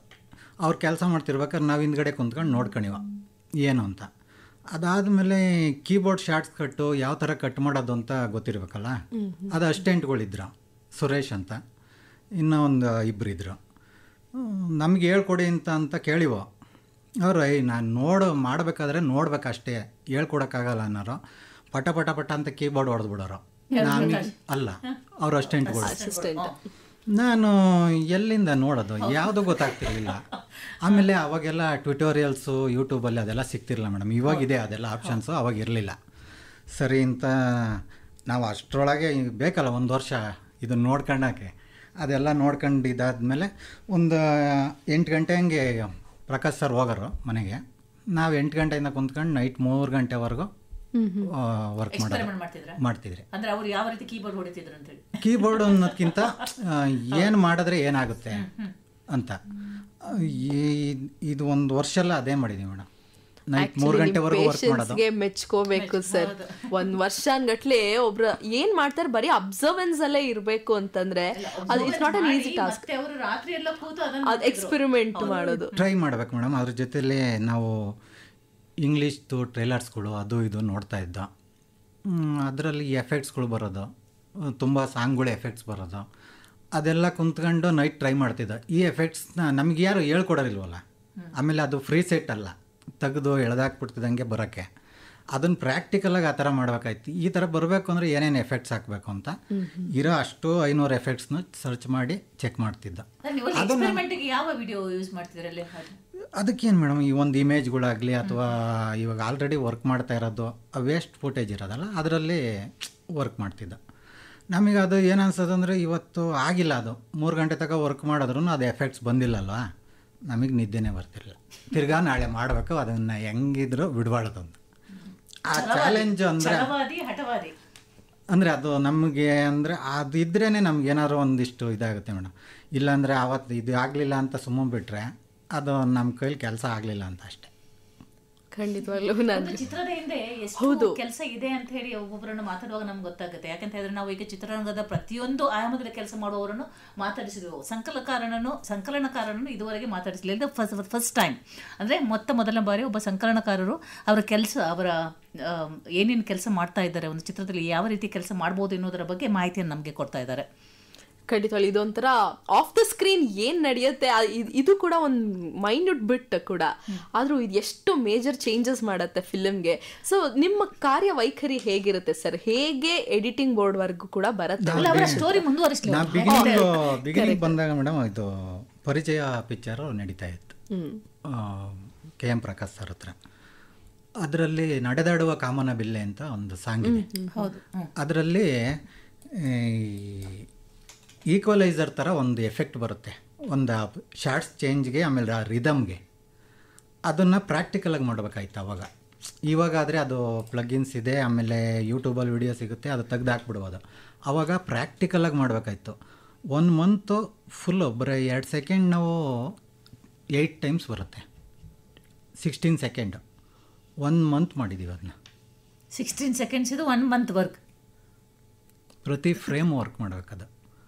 ಅವಾಗಿನ್ನ ಬಿಗಿ ಕಲಿಯೋದಲ್ವಾ, ನಮಗೆ ಜೋಶ್ ಜಾಸ್ತಿ. ಬಟ್ 1 ಮಂತ್ ಆದ್ರೂ ಅದು ಮಾಡ್ದೋ ಅದು ಇವತ್ತು ಅಷ್ಟು ಎಫೆಕ್ಟಿವ್ ಆಗಿದೆ ಆ ಸಾಂಗ್ದು ಇದು ವಿಜುವಲ್ಸು ಜೊತೆಗೆ ಎಫೆಕ್ಟ್ಸು. ಅಂದರೆ ನೀವು ಹೇಗೆ ಪ್ರಾರಂಭದಲ್ಲೇ ನೀವು ಸಿನಿಮಾ ಸಾಂಗ್ಸ್ಗೆ ಬಂದ್ರ, ಸಂಕಲನಕಾರಗೆ ಬಂದ್ರ, ಅಥವಾ ಅದಕ್ಕಿಂತ ಮೊದಲು ನೀವು ಟ್ರೈಲರ್ ಅಥವಾ ಬೇರೆ ಇಲ್ಲ ಮೇಡಮ್, ಬಿಗಿನಿಂಗು ಕಲಿಬೇಕಲ್ವಾ, ಬಿಗಿನಿಂಗು ಕಲಿತು ಅದಾಗ್ತಾ ಆಗ್ತಾ ಎಲ್ಲ ವರ್ಕಲ್ಲೂ ಬ್ಯುಸಿ ಆಗಿತ್ತು. ಸೊ ಆ ಸಾಂಗ್ ನೀವು ಫಸ್ಟ್ ಮಾಡಿ ಆ ಸಾಂಗ್ ಅಂದರೆ ಎಫೆಕ್ಟ್ ಆಗಬೇಕಾಯ್ತಲ್ಲ, ಅದು ಅಂದರೆ ಒಂದಿಷ್ಟು ಚಾಲೆಂಜಿಂಗ್ ಕೆಲಸ, ಪ್ರತಿ ಫ್ರೇಮು ವರ್ಕ್ ಮಾಡಬೇಕಾಯ್ತು. ಆ ರಿದಮ್ಗೆ ಈ ಥರ ಎಫೆಕ್ಟ್ಸ್ ಮಾಡಬೇಕು ಅಂತ ನಮ್ಮ ಅಸಿಸ್ಟೆಂಟ್ ಹೇಳ್ಕೊಟ್ಬಿಟ್ಟಿರ, ನಾವು ಅದನ್ನು ಇಟ್ಕೊಂಡು ಕುಂತ್ಕೊಳ್ಳೋದು. ಹಾಗಾದ್ರೆ ಒಬ್ಬ ಸಂಕಲನಕಾರರಿಗೆ ಈ ಸಂಗೀತದ ಸ್ವಲ್ಪ ಇದು ಕೂಡ ಬೇಕಾಗತ್ತಲ್ಲ, ಸ್ವಲ್ಪ ಅಲ್ಲ ಮೇಡಮ್, ಬಹಳಷ್ಟು ಬೇಕು. ಫುಲ್ ಸಂಗೀತನೇ ಮೇಯ್ನು. ಯಾಕೆಂದರೆ ನೀವು ಮ್ಯೂಸಿಕ್ ಸೆನ್ಸ್ ಇಲ್ದಲೆ ಯಾವ ಶಾರ್ಟ್ಸ್ನೂ ಕಟ್ ಮಾಡೋಕ್ಕಲ್ಲ. ಪ್ರತಿಯೊಂದು ಶಾರ್ಟ್ಸ್ಗೂ ಈ ಮ್ಯೂಸಿಕ್ ಬರುತ್ತೆ, ಈ ಟೈಮಿಂಗ್ಸಿಗೆ ಕಟ್ ಮಾಡಬೇಕು ಅನ್ನೋದೇ ಇಂಪಾರ್ಟೆಂಟ್. ಅದಿಲ್ಲ ಅಂದರೆ ಅದು ಎಡಿಟಿಂಗೇ ಆಗಲ್ಲ. ಅದು ಮೇನ್, ಮ್ಯೂಸಿಕ್ ಮೇನ್. ಸೊ ನೀವು ಅದರಲ್ಲಿ ಸಕ್ಸಸ್ ಆದರೆ ನಿಮಗೆ ಸಕ್ಸಸ್ ಸಿಕ್ಕಿತ್ತು ಅಂದರೆ ಪ್ರಾರಂಭದಲ್ಲಿ ನೀವು ಏನು ಟಾಸ್ಕ್ ಕೊಟ್ಟರಲ್ಲ ಅದನ್ನು ಸಕ್ಸಸ್ಫುಲ್ ಆಗಿ ಮಾಡಿದ್ರೆ 16 ಸೆಕೆಂಡ್ಗಳಲ್ಲಿ ಆ ಫ್ರೇಮ್ಗಳು ಮಾಡಿದ್ರಲ್ಲ? ಮಾಡಿದ್ದೀವಿ. ನಾನು ನಮ್ಮ ಇನ್ನೊಬ್ಬರು ಸುರೇಶ್ ಅಂತ ಇಬ್ಬರು ಮಾಡಿದ್ದು. ಸೊ ನೀವು ಪ್ರಕಾಶ್ ಅವರಿಗೆ ಸುಮಾರು 100 ಚಿತ್ರಗಳಿಗೆ ಸಹಾಯಕರಾಗಿ ಬಹಳಷ್ಟು ವರ್ಷಗಳ ಕಾಲ ಕೆಲಸ ಮಾಡಿದ್ರಿ ಕಾಣ್ತಾರೆ. 5 ವರ್ಷ ಮಾಡಿದ್ದೀನಿ ಮೇಡಮ್. 5 ವರ್ಷ ಒಂದು 100 ಫಿಲಮ್ ಆಗಿದೆ ಮೇಡಮ್. ಮೈಲಾರಿ. ನಿಮ್ಮನ್ನು ನೋಡುವಾಗ ನೀವು ಇನ್ನೂ ಸಣ್ಣ ಹುಡುಗರಾಗಿ ಕಾಣ್ತೀರಾ. 100 ವರ್ಷಗಳ 100 ಫಿಲ್ಮ್ಗಳ ಅವಳಿ ಅಂತ ಹೇಳಲಿಕ್ಕೆ ಆಗೋದಿಲ್ಲ ಸಂಕಲನಕಾರರಾಗಿ. ನಾ ಎಡಿಟಿಂಗ್ ಬಂದರು ನಮ್ಮ ಆಫೀಸ್ಗೆ ನಾನು ಓಡಾಡ್ತಿದ್ರು ಗುರ್ತಿಡೋದಿರಲ್ಲ. ಅದಾದಮೇಲೆ ಮಾತಾಡ್ಸಿದ್ಮೇಲೆ ಅವ್ರು ತಿರ್ಗಾ ಫೋನ್ ಮಾಡಿ ಮಾತಾಡ್ಸಿದ್ಮೇಲೆ ಓ ನೀವೇ ವೆಂಕಿ ಅಂತಾರೆ. ಅವ್ರು ಅನ್ಕೊಂಡು ಬಂದಿರ್ತಾರೆ ಯಾರೋ ವಯಸ್ಸಾಗಿರೋರು ಇರ್ಬೋದು ಅಂತ. ಅಷ್ಟು ಮೂವಿ ಆಗಿದೆ ಅಂದರೆ. ಅಂದರೆ ಬೆಂಕಿಯ ಕಥೆಯನ್ನು ನೀವು ಕೇಳಿದ್ರೆ ಈಗ ಹಾಗಾದರೆ ಅದು ಈಗ ಫ್ಲೇಮ್ಸ್ ಹತ್ತುತ್ತಾ ಇದೆ ಅಪ್ಪ. ಆದ್ರೂ ಆ ಬೆಂಕಿ ಹಿಂದೆಗಡೆ ಎಷ್ಟು ತಾಳ್ಮೆ ಇದೆ ಅನ್ನೋದು ಗೊತ್ತಾಗತ್ತೆ. ಯಾಕಂದ್ರೆ ಏನ್ ನನ್ನ ಕಥೆಯ ಬೆಂಕಿಯ ಕಥೆ ಏನು ಅಂತ ಹೇಳಿ ನೀವು ಸ್ವಲ್ಪ ಅವರಿಗೆ ಕ್ಲೂ ಕೊಡ್ಬೋದು, ಏನಿದು ನಿಮ್ಮ ಕಥೆ ಅಂತ ಹೇಳಿ. ಇಲ್ಲ ಮೇಡಮ್, ಅಷ್ಟು ಒಂದು 5 ವರ್ಷ ವರ್ಕ್ ಮಾಡಿದ್ವಲ್ಲ, ಒಂದು ಸುಮಾರು ಸಾರಥಿ, ಬೃಂದಾವನ, ವಿರಾಟ್, ರಾಜಾವಲಿ, ಅಧ್ಯಕ್ಷ, ರ್ಯಾಂಬೋ, ತುಂಬ ಚಿತ್ರಗಳು ಮೇಡಮ್ ವರ್ಕ್ ಮಾಡಿದೆ. ಅಂದರೆ ನಿಮ್ಮ ಡೆಡಿಕೇಶನ್ ನೋಡಿ ಪ್ರಕಾಶ್ ಅವರು ನಿಮ್ಮನ್ನೇ ಅಸಿಸ್ಟೆಂಟ್ ಆಗಿಟ್ರ? ಹೌದು ಮೇಡಮ್, ನನಗೂ ಆಸೆ ಇತ್ತು ಅವ್ರ ಜೊತೆಲೇ ವರ್ಕ್ ಮಾಡಬೇಕು. ಒಬ್ಬರೇ ಎಡಿಟ್ರ್ ಹತ್ರ ನಾನು ಮಾಡಿದ್ದು. ಅದ್ರ ಜೊತೆಯಲ್ಲಿ ಮೇಡಮ್ ನಮಗೆ ಅದು ಪ್ರತಿಯೊಬ್ಬ ಮನುಷ್ಯಂಗೆ ಅವನವನಿಗೆ ಬಿಟ್ಟಿದ್ದದು. ಬಟ್ ನನಗೇನು ಅನಿಸಿದ್ದು ಅಂದರೆ ಒಂದು ಕೆಲಸದಲ್ಲಿ ಫುಲ್ಲು ನಾವು ತಿಳ್ಕೊಂಡಲ್ಲೇ ನಾವು ಓನಾಗೂ ಮಾಡಬಾರ್ದು, ನಮಗೆ ಗೊತ್ತಿದೆ ಅಂತಲೂ ಹೇಳ್ಬಾರ್ದು. ಯಾರೋ ಒಂದು ಕ್ವಶನ್ ಹಾಕಿದಾಗ ಅದಕ್ಕೆ ಆನ್ಸರೇ ಇಲ್ಲ ಅಂತಂದರೆ ಅದು ಕಷ್ಟ ಆಗುತ್ತೆ. ನಾವು ಅಷ್ಟೇ ಎಡಿಟಿಂಗಲ್ಲಿ ಇಂಥ ಎಫೆಕ್ಟು ನೀವು ಹಾಲಿವುಡ್ಡಲ್ಲಿ ಮಾಡಿರೋ ತಂದು ತೋರಿಸಿದ್ರು ನಾನು ಮಾಡ್ಕೊಡಂಗಿರ್ಬೇಕು. ಈ ಥರ ಕಟ್ಟಿಂಗ್ಸ್ ಮಾಡ್ಯಾವ್ರೆ ನೀನು ಮಾಡ್ತೀಯಾ ಅಂದರೆ ಮಾಡ್ಕೊಡಂಗಿರ್ಬೇಕು. ಸಂಕಲನಕಾರರ ಒಬ್ಬರ ಮುಖ್ಯ ಕೆಲಸ ಏನು? ನಾವು ಎಣಿಸಿದ್ದು ಎಡಿಟಿಂಗ್ ಅಂತ ಹೇಳಿದ್ರೆ ಎಕ್ಸ್ಟ್ರಾ ಫುಟೇಜ್ ಇದೆ ಅದನ್ನೇನು ಟ್ರಿಮ್ ಮಾಡೋದು ಅಂತೇಳಿ. ಈಗ ನೀವು ಹೇಳ್ತಾರೆ ಮ್ಯೂಸಿಕ್ಕು ಅಲ್ಲಿ ಬಹಳ ಪ್ರಮುಖ ಪಾತ್ರ ವಹಿಸ್ತದೆ ಅಂತೇಳಿ. ಹೌದು ಮೇಡಮ್, ಸಂಕಲನಕಾರ ಅಂದರೆ ಎಡಿಟರ್. ಒಂದು ವಿಡಿಯೋ ಆಗಲಿ, ಆಡಿಯೋ ಆಗಲಿ, ಮ್ಯೂಸಿಕ್ ಆಗಲಿ, ಒಂದು ಫೋಟೋ ಆಗಲಿ, ಏನಾದರೂ ಒಬ್ಬರು ನೋಡ್ತಾವ್ರೆ ಅಂದರೆ ಅದನ್ನು ಮೈಂಡ್ ಡೈವರ್ಟ್ ಮಾಡ್ದಂಗೆ ಅದನ್ನೇ ನೋಡಬೇಕು ಅನ್ನೋ ಥರ ಅವ್ರಿಗೆ ಅನಿಸ್ಬೇಕು ಆಡಿಯನ್ಸ್ಗೆ. ಅದನ್ನು ಕ್ರಿಯೇಟಿವ್ ಆಗಿ ಮಾಡೋನೇ ಸಂಕಲನಕಾರ. ಅದು ಆಡಿಯೋದಲ್ಲಾಗಲಿ, ವಿಡಿಯೋದಲ್ಲಾಗಲಿ, ಯಾವುದ್ರಲ್ಲೇ ಆಗಲಿ ಎಡಿಟಿಂಗ್ ಅಂದರೆ ಆ ಮೈಂಡ್ ಸೆಟ್ ಇರಬೇಕು. ಸರ್, ಈಗ ಮೊದಲೆಲ್ಲ ಡಿಜಿಟಲ್ ಕ್ಯಾಮರಾಗಳು ಬರುವ ಮೊದಲು ರಾಶಿಗಟ್ಟಲೆ ರೀಲ್ಸ್ ಅಲ್ಲಿ ನೀವು ಕೆಲಸ ಮಾಡಿದ್ರ? ಹೌದು. ಅದು ಈಗ ಇಷ್ಟೊಂದು ರೀಲ್ಸ್ ಮಾಡ್ತಾರಲ್ಲ ಎಕ್ಸ್ಟ್ರಾ ಫುಟೇಜ್ ಅಂದರೆ, ಈಗ ನಿಮಗೆ 3 ಗಂಟೆಗಳ ಒಂದು ಪಿಕ್ಚರ್ ಮಾಡಬೇಕಾದ್ರೆ ಎಷ್ಟೋ ಗಂಟೆಗಳ ರೆಕಾರ್ಡಿಂಗ್ ಆಗುತ್ತೆ. ಅದನ್ನು ಹೇಗೆ ಇದ್ದಾಗ ಅಷ್ಟಿರಲಿಲ್ಲ ಮೇಡಮ್, ತುಂಬ ಕಮ್ಮಿ ಶೂಟ್ ಮಾಡೋರು. ಅಂದರೆ ಈಗ ಡಿಜಿಟಲ್ ಟೈಮಲ್ಲಿ ಜಾಸ್ತಿ ಇದೆ. ಆವಾಗ ಕಮ್ಮಿ ಶೂಟ್ ಮಾಡ್ತಿದ್ರು. ಒಂದು ಕ್ಯಾನ್ ಬಂದು 400 ಫೀಟ್ ಇರೋದು. ಅಂದರೆ ತುಂಬ ಖರ್ಚಾಗುತ್ತಲ್ಲ ಅಷ್ಟೇ ರೀಲ್ಸ್ ಅಂತ. ಒಂದು ಕ್ಯಾನ್ ಬಂದು 10,500 ಏನೋ ಇರೋದು. So you have seen the best of both worlds. 4 minutes ಅಷ್ಟೇ ಬರ್ತಿದ್ದು. ಅಂದ್ರೆ you have seen the best of both. ಅಂದರೆ ಯಾವಾಗ ರೀಲ್ಸ್ ಇತ್ತು ಮತ್ತು ಈಗ ಡಿಜಿಟಲ್, ಈ ಎರಡೂ ಟೈಮಲ್ಲಿ ಕೆಲಸ ಮಾಡಿದ್ರಿ ನೀವು? ಹೌದು ಮೇಡಮ್.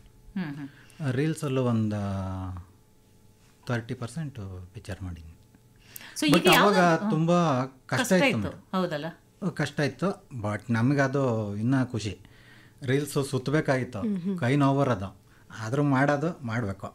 ಆಮೇಲೆ ನೆಗೆಟಿವು ಫೈನಲ್ ಕಟ್ ಮಾಡಲ್ಲ ಮೇಡಮ್. ಇವಾಗ ವಿಡಿಯೋ ತಗೊಂಡಾಗ DI ಕೊಟ್ಬಿಡ್ತೀವಿ, ಅದು ಫೈನಲ್ ಮಾಡಿಕೊಟ್ಬಿಡ್ತಾರೆ. ಬಟ್ ಅವಾಗ ಹಂಗಿರಲಿಲ್ಲ. ಪ್ರತಿ ಫ್ರೇಮ್ನು ಕಟ್ ಮಾಡಿ ಸಿಮೆಂಟ್ ಹಾಕಿ ಜಾಯಿನ್ ಮಾಡ್ಬೇಕಾಯ್ತು. ಸಿಮೆಂಟ್ ಸಿಮೆಂಟ್ ಅಂದರೆ ಈ ಮಾಮೂಲಿ ಸಿಮೆಂಟ್ ಅಲ್ಲ ಮೇಡಮ್, ಅದಕ್ಕೆ ಗಮ್ ಥರದ್ದು ಒಂದು ಸಿಮೆಂಟ್ ಅಂತ ಬರುತ್ತೆ. ಬಟ್ ಅವಾಗ ಅದರಲ್ಲಿ ಫೈಟಲ್ಲಿ ಒಂದೇ ಒಂದು ಫ್ರೇಮು ನೆಗೆಟಿವ್ ಕಟ್ ಮಾಡ್ಬೇಕಾದ್ರೆ ಅವ್ರಿಗೆ ತುಂಬ ಇರ್ತದಲ್ಲ ಪಿಕ್ಚರ್ದು, ಕಟ್ ಮಾಡಿ ಒಂದು ಫ್ರೇಮ್ ಕೆಳಗಡೆ ಇದು ಬಿನ್ ಅಂತ ಇರೋದು ಅದರಲ್ಲಿ ಬಿದ್ದೋಗಿರೋದು. ಆ ಒಂದು ಫ್ರೇಮು ಇವ್ರಿಗೆ ನೆಕ್ಸ್ಟ್ ಬೇಕಾಗಿರೋದು 2 ಶಾಟ್ ಆದಮೇಲೆ ಆ ಫ್ರೇಮ್ ಸಿಗ್ತಿರಲಿಲ್ಲ. ಒಂದೊಂದು ನೈಟೆಲ್ಲ ಹುಡುಕಿರಿ ನಾವು ಒಂದೊಂದು ಫ್ರೇಮ್ನ. ಆಮೇಲೆ ಅದು ನೆಗೆಟಿವ್ ಆಗಿರೋದು, ಆ ನೆಗೆಟಿವ್ ಆಗಿರೋದು ನಮಗೆ ಹೆಂಗೆ ನಾವು ಪಾಸಿಟಿವ್ ಥರ ಕನ್ವರ್ಟ್ ಮಾಡ್ಕೊಂಡು ಮೈಂಡಲ್ಲಿ ಇದು ಏನು ಮಾಡ್ತಾವನೆ ಅಂತ ನಾವು ಅಬ್ಸರ್ವ್ ಮಾಡಿ ಅವ್ರಿಗೆ ಇದೇ ಶಾಟ್ ಅಂತ ಎತ್ಕೊಡ್ಬೇಕಾಯ್ತು. ನಾವು ಅದನ್ನೆಲ್ಲ ಒಂದಿಷ್ಟು ರಿಸ್ಕ್ ಆವಾಗ ಜಾಸ್ತಿ, ಅದನ್ನು ಹುಡುಕಿ ನೈಟೆಲ್ಲ ತೆಗೆದುಕೊಡ್ಬೇಕಾಯ್ತು ಅವ್ರಿಗೆ ಇಮಿಡಿಯೇಟ್. ಸಿಗದೇ ಇದ್ದಿದ್ರೆ ಸಿಗ್ಲೇಬೇಕು ಮೇಡಮ್, ಆಗಿರುತ್ತಲ್ವಾ ಆಬ್ವಿಯಸ್ಲಿ. ಯಾಕಂದ್ರೆ ಇದ್ರೆ ಜಂಕಲ್ ಇರ್ಬೇಕು, ಇಲ್ಲ ಅಂತಾರೆ ಮೇನ್ ಫ್ರೇಮ್ ಅಲ್ಲಿ ಇರ್ಬೇಕು. 2 ಕಡೆ ಸೊ ಜಂಕಲ್ ಹುಡುಕದೇನೆ ಅದೊಂದು ಟಾಸ್ಕ್ ಆಗಿರುತ್ತೆ ಸರ್ ನಿಮ್ಗೆ. ತುಂಬಾ ಮೇಡಮ್, ಅಂದ್ರೆ ಒಂದು ಫ್ರೇಮ್ ಅಲ್ಲ, ತುಂಬಾ ಫ್ರೇಮ್ಗಳು ವೇಟ್ ಫ್ರೇಮ್ಗಳು ಕಟ್ ಮಾಡಿ ಬಿಸಾಕಿರೋರು. ಅದರಲ್ಲಿ ಇವಾಗ ನೆಕ್ಸ್ಟ್ ಶಾಟ್ ಬೇಕು ಅಂದಾಗ ಇದನ್ನ ಕಟ್ ಮಾಡಿ ಹಾಕ್ಬಿಟ್ಟಿರ್ತಾರೆ. ನಾವು ಅದು ಹುಡುಕ್ ಕೊಡ್ಬೇಕು ಅವ್ರಿಗೆ ಇಮಿಡಿಯೇಟು, ಇಲ್ಲಾಂದ್ರೆ ಅವ್ರ ಕೆಲಸ ನಿಂತು ಹೋಗುತ್ತೆ. ಅಂದರೆ ವೆಂಕಟೇಶ್ ಅವ್ರೀಗ ಶೂಟಿಂಗ್ ಆಗುವಾಗ ಅದು ಇದರ ಪ್ರಕಾರ ಆಗುದಿಲ್ಲ, ಅಂದ್ರೆ ಯಾವ ರೀತಿ ಪಿಕ್ಚರ್ ಹೋಗಬೇಕು ಅಂತ ಆ ಥರ ಆಗುತ್ತೆ. ನೀವು ಅದನ್ನು ಯಾವ ರೀತಿ ಒಟ್ಟಿಗೆ ಆಗ್ತಾರೆ, ಕನ್ಫ್ಯೂಷನ್ ಆಗಲ್ವಾ? ಇಷ್ಟೊಂದು ಶಾರ್ಟ್ಸ್ಗಳೆಲ್ಲ ಇರುವಾಗ ಯಾವ್ದು ನಂತರ ಯಾವ್ದು ಬರಬೇಕು ಅಂತೇಳಿ ಹೇಗೆ ಇದು ಮಾಡ್ತೀರಾ, ವಿಜುವಲೈಸ್ ಮಾಡ್ತೀರಾ? ಅದೇ ಮೇಡಮ್, ನಾವು ಅಷ್ಟು ವರ್ಷ ಅಸ್ಟೆಂಟಾಗಿ ಏನಕ್ಕೆ ವರ್ಕ್ ಮಾಡಬೇಕಂದ್ರೆ, ಯಾರೂ ಬರಲಿಲ್ಲ ಅಂದ್ರೂ ಫಸ್ಟು ಬಂದು ಏನು ಮಾಡ್ತಾನೆ, ನಾವು ಅಲ್ಲಿಂದ ಹೊರಟು ಅಂದರೆ ಆಫೀಸಿಗೆ ಬರಬೇಕು. ಆಫೀಸಿಗೆ ಬಂದಮೇಲೆ ಬಿಗಿನಿಂಗು ಎಂಟ್ರಿ ಆಗ್ತಾನೆ, ಅಲ್ಲಿಂದ ಒಳಗಡೆ ಬರ್ತಾನೆ, ಅದಾದಮೇಲೆ ಡೋರ್ ಓಪನ್ ಆದಮೇಲೆ ಒಳಗಡೆ ಹೋಗ್ತಾನೆ. ಇಷ್ಟು ಸೀನ್ ಇರುತ್ತೆ, ಇಷ್ಟನ್ನೂ ಒಂದೇ ಸರಿ ತೆಗಿಯಲ್ಲ. ಇದಕ್ಕೆ 10 ಶಾರ್ಟ್ಸ್ ತೆಗ್ದಿರ್ತಾರೆ. ಬಟ್ 10 ಶಾರ್ಟ್ಸು ಇದೇ ಸೀಕ್ವೆನ್ಸಲ್ಲಿ ಬರುತ್ತೆ ಅನ್ನೋದು ನಾವು ಜಡ್ಜ್ ಮಾಡೋಂಗಿರಬೇಕು. ಆ 10 ಶಾರ್ಟ್ಸಲ್ಲಿ ಯಾವುದು ಒಳ್ಳೇದಿದೆ ಅಂತೇಳಿ ನೀವೇ ಡಿಸೈಡ್ ಮಾಡೋದಾ? ಹೌದು ಮೇಡಮ್, ನಮಗೆ ಇವಾಗ ತಿಳ್ಕೊಬೇಕಲ್ಲ ಯಾವುದು ಆ್ಯಂಗಲ್ ಚೆನ್ನಾಗಿದೆ, ಜೊತೆ ಹಿಂದ್ಗಡೆ ಇರೋರು ಯಾರನ್ನ ಈ ಕಡೆ ನೋಡ್ತಾ ಇದ್ದಾರಾ, ಏನು ಅಬ್ಸರ್ವ್ ಮಾಡ್ತಾರೆ, ಇದೆಲ್ಲದನ್ನು ಅಬ್ಸರ್ವ್ ಮಾಡಿ ಹಾಕ್ಬೇಕು. ಹೆಚ್ಚಾಗಿ ಒಬ್ಬ ಇದು ಪಿಕ್ಚರಲ್ಲಿ ಕ್ರೆಡಿಟ್ ಕೊಡುವಾಗ ಸಂಕಲನಕಾರರು ಯಾರು ಅಂತ ಹೆಚ್ಚಾಗಿ ಯಾರು ಗಮನ ಹರಿಸ್ತಿಲ್ಲ. ಆದರೆ ಅವರ ಕೆಲಸ ಇಷ್ಟಿದೆ ಅಂತ ಹೇಳಿ ಇಲ್ಲಿ ಅವ್ರನ್ನ ಮಾತಾಡಿಸುವಾಗ ಗೊತ್ತಾಗುತ್ತೆ. ಯಾಕಂತ ಹೇಳಿದ್ರೆ ಒಂದು ಚಲನಚಿತ್ರ ನೋಡುವವರು ಚಿತ್ರದ ಕ್ರೆಡಿಟ್ಸ್ಗಳಲ್ಲಿ ಅವರ ಹೆಸರು ಇಲ್ಲದಿದ್ರು ಅದರಲ್ಲಿ ಅವರ ಪಾತ್ರ ಬಹಳ ಮುಖ್ಯ ಎನ್ನುವುದನ್ನು ನಾವು ಮಾತಾಡುವಾಗಲೇ ಗೊತ್ತಾಗುತ್ತೆ. ಹೌದು ಮೇಡಮ್, ಇವ್ರು ಹೆಂಗಂದ್ರೆ ಒಂದು ಟ್ರಿಮ್ಡ್ ಔಟ್ಫಿಟ್ ರೆಡಿ ಮಾಡೋಂಥ ಒಂದು ಕಲೆಗಾರಿಕೆ ಒಬ್ಬ ಸಂಕಲನಕಾರರಿಗೇನೆ ಇರುತ್ತೆ. ಅಂದ್ರೆ ಮಣ್ಣು ಇರುತ್ತೆ, ಅದನ್ನು ಒಂದು ಚಂದವಾದ ಮೂರ್ತಿ ಮಾಡಿ ಅಂತ ಹೇಳಿ ವೆಂಕಿಯ ಕೈ ಕೊಟ್ರೆ ಯಾವ ರೀತಿ ಅದು ಮೂರ್ತಿ ಮಾಡ್ತಾರೆ ಒಬ್ಬ, ಆ ರೀತಿ ಒಂದು ಪಿಕ್ಚರ್ ಅನ್ನು ಆ ರೀತಿ ಕೆತ್ತಿ ಮಾಡುವಂತ ಕೆಲಸ ಅವರದು. ಯಾವ್ದಾದ್ರು ನಮ್ಮ ಕೇಳುಗರು ವೆಂಕಿಗೆ ಏನಾದ್ರು ಪ್ರಶ್ನೆ ಕೇಳಬೇಕು ಅಂತ ಹೇಳಿದ್ರೆ? ಹೌದು, ಪ್ರಶ್ನೆ ಕೂಡ ಬಂದಿದೆ. ವೆಂಕಿ ಅವರ ಬೆಂಕಿ ಅಂತ ಕಥೆ ಸಖತ್ತಾಗಿದೆ, ಆದರೆ ಹಾಲಿವುಡ್, ಬಾಲಿವುಡ್ ಅಥವಾ ಹಿಂಗೆ ಬೇರೆ ಬೇರೆ ಸಿನಿರಂಗದಲ್ಲಿ ಒಂದು ಎಫೆಕ್ಟಿವ್ ಎಡಿಟಿಂಗ್ ಇದ್ದೇ ಇರುತ್ತೆ. ಸ್ಯಾಂಡಲ್ವುಡ್ನಲ್ಲಿ ಕೆಲವೊಮ್ಮೆ ಅದೊಂಥರ ಮಿಸ್ ಆಗ್ತಿದೆಯಲ್ಲ, ಸೊ ಇದಕ್ಕೆ ಏನು ಹೇಳ್ತೀರಿ ಅಂತ ಕೇಳ್ತಾ ಇದ್ದಾರೆ. ಅದು ಮಿಸ್ಸು ಎಡಿಟಿಂಗಿಂದ ಆಗಲ್ಲ ಮೇಡಮ್. ಅಂದರೆ ಇವಾಗ ಮುಂದ್ಗಡೆ ಇರೋರಿಗೆ ಏನು ಬೇಕು ಅನ್ನೋದನ್ನ ಅವರು ಇನ್ನೂ ಎಕ್ಸ್ಟ್ರಾ ನಮ್ಮ ಕೈಲಿ ತೆಗೆಸ್ಕೊಬೇಕು. ನಾವು ಯಾರಿಗೂ ಬಲವಂತ ಮಾಡಿ ನಾನು ಚೇಂಜ್ ಮಾಡೋಕ್ಕಾಗಲ್ಲ. ನಾವು ಒಂದು ಸರಿ ಹೇಳ್ಬೋದು ಇದು ಈ ಥರ ಇರಬೇಕು ಅಂತ, ಬಟ್ ಬಲವಂತವಾಗಿ ಯಾವುದನ್ನೂ ಚೇಂಜ್ ಮಾಡೋಕ್ಕಲ್ಲ. ಆ ಥರದ್ದು ಸಿಕ್ಕಿದ್ರೆ ನಮ್ಗೆ ಇನ್ನೂ ಅದಕ್ಕಿಂತ ಒಳ್ಳೆಯ ಆಪ್ಷನ್ನು ಇಲ್ಲವೇ ಇಲ್ಲ. ಅದಕ್ಕಿಂತ ಚೆನ್ನಾಗಿ ಕೊಡಬೇಕು ಅಂತ ಆಸೆ. ಆ ಥರದ್ದು ಸಿಗಬೇಕು, ಅದೇ ಥರದ್ದು ವಿಷಯಗಳಿರಬೇಕು. ಜನ್ಯ ಅವರು ನಾಗರಬಾವಿಯಿಂದ ಈ ಒಂದು ಪ್ರಶ್ನೆಯನ್ನು ಕೇಳಿದರೆ. ಇನ್ನು ಹಲವಾರು ಪ್ರಶ್ನೆ ಇದೆ, ನೋಡೋಣ. ಅದ್ರ ಜೊತೆಗೆ ನಿಮ್ಗೊಂದು ಸರ್ಪ್ರೈಸ್ ಕೂಡ ಇದೆ. ಸೊ ಏನು ಸರ್ಪ್ರೈಸ್ ಎಲ್ಲರೂ ಕೂಡ ಕೇಳ್ತಾ ಇರೋರು ಕೂಡ ಕೇಳಿಸ್ಕೊಳ್ತಾ ಇರಿ, ಏನು ಸರ್ಪ್ರೈಸ್ ಇದೆ ಅಂತ. ಒಂದು ಹಾಡಿನ ನಂತರ ವಾಪಸ್ ಆಗೋಣ. ಸೊ ಇವಾಗ ಎಲ್ಲರೂ ಕೂಡ ಮುಗುಳ್ನಗೆ ಬೀರೋಂತಹ ಸಮಯ. ಮುಗುಳ್ನಗೆ ಚಿತ್ರದ ಟೈಟಲ್ ಟ್ರ್ಯಾಕ್ ನಿಮ್ಮೆಲ್ಲರಿಗೋಸ್ಕರ ಮೂಡಿ ಬರ್ತಾ ಇದೆ. ನಾವು ಸಿನಿದನಿಯಲ್ಲಿ ಸಾಕ್ತಾ ಇದ್ದೀವಿ, ಹಾಗೆ ನಾವು ಸರ್ಪ್ರೈಸ್ ಕೂಡ ರೆಡಿ ಇದೆ ಅಂತ ಹೇಳ್ತಿದ್ವಿ. ಮಾತಾಡ್ಸೋಣ ಬನ್ನಿ. ಹಲೋ ಹಲೋ, ನಮಸ್ತೆ ಸರ್, ಸಿನಿದನಿ ಕಾರ್ಯಕ್ರಮಕ್ಕೆ ಸ್ವಾಗತ. ನಮಸ್ತೆ. ನಮಸ್ತೆ ಮ್ಯಾಮ್. ಸೊ ವೆಂಕಟೇಶ್ ಸರ್ ಅವರು ನಮ್ಮೊಟ್ಟಿಗಿದ್ದಾರೆ. ಸೊ ವೆಂಕಟೇಶ್ ಸರ್ ಗೊತ್ತಾಯ್ತಾ ಯಾರು ಅಂತ? ಫಸ್ಟ್ ಆಫ್ ಆಲ್ 100 ಸಿನಿಮಾಗಳ ಎಡಿಟ್ರು. ಓಕೆ, ಸೊ ನೀವ್ ಯಾರು ಅಂತ ಅವ್ರಿಗೆ ಇನ್ನೂ ಗೊತ್ತಾಗಿಲ್ಲ ಅಂತ ಅನ್ಸುತ್ತೆ. ಒಂದು ಕ್ಲೂ ಕೊಡ್ತೀರಾ? ಅವರು ಅಸಿಸ್ಟೆಂಟ್ ಎಡಿಟರ್ ಆಗಿದ್ದಾಗ್ಲಿಂದನೂ ಕೂಡ ಅವ್ರ ಜೊತೆಲಿ ಇದೀವಿ ನಾವು. ಅನಂತ್ ಶೈನ್ ಡೈರೆಕ್ಟರ್. ಅಬ್ಬಾ, ಸದ್ಯ ಫೋನ್ ಮಾಡಿದ ಆಲ್ಮೋಸ್ಟ್ ಒಂದು 30 ಸೆಕೆಂಡ್ಸ್ಗೆನೆ ಕ್ಯಾಚ್ ಮಾಡ್ಬಿಟ್ರು ಅನಂತ್ ಅವ್ರು ಮಾತಾಡ್ತಾ ಇರೋದು ಅಂತ. ಎಸ್, ಹೇಳಿ ಸರ್, ವೆಂಕಿ ಸರ್ ಬಗ್ಗೆ ಏನಾದ್ರು. ವೆಂಕಿ ಒಂದು ಗ್ರಾಮೀಣ ಪ್ರದೇಶದಿಂದ ಬಂದಿರುವಂತ ಒಳ್ಳೆ ವ್ಯಕ್ತಿತ್ವ ಇರುವಂತ ಒಬ್ಬ ಹುಡುಗ. ಹಾ ಹಾ, ತುಂಬಾ ಶ್ರಮಜೀವಿ. ಅವನ ಕಟ್ಟಿಂಗ್ಸ್ ಗಳು ನನಗೆ ತುಂಬಾ ಇಷ್ಟ. ಅವ್ನ ಎಡಿಟಿಂಗ್ ರೂಮ್ಗೆ ಹೋದಾಗ ನಾನು ಅವನ ಜೊತೆ ಕುತ್ಕೊಂಡ್ರೆ ಅವ್ನ ಕಟ್ಟಿಂಗ್ಸ್ ಗಳೇ ಒಂಥರ ಮಜಾ ಕೊಡುತ್ತೆ ನನಗೆ. ಓಕೆ, ಹಾ ಹಾ. ನಾನು ಪ್ರತಿ ಸಲನು ಹೇಳ್ತಾ ಇರ್ತೀನಿ, ಇನ್ನೂ ದೊಡ್ಡ ಮಟ್ಟಕ್ಕೆ ಬೆಳಿಬೇಕು, ಇನ್ನೂ ಒಂದು ಈಗ 100 ಸಿನಿಮಾಗಳಾಗಿದೆ ನಿಂದು, ಇನ್ನು 200-300 ತರ ನೋಡ್ಬೇಕು, ದೊಡ್ಡ ಇದಾಗ್ಬೇಕು ಅಂತ ಅಂದ್ಬಿಟ್ಟು ತುಂಬಾ ಆಸೆ ಪಡೋ ವ್ಯಕ್ತಿಗಳಲ್ಲಿ ನಾನು ಕೂಡ ಒಬ್ಬ. ಬೆಂಕಿ ಅಂದ್ರೆ ಏನೋ ಒಂಥರ ಎನರ್ಜಿ ನಮ್ಗೆ.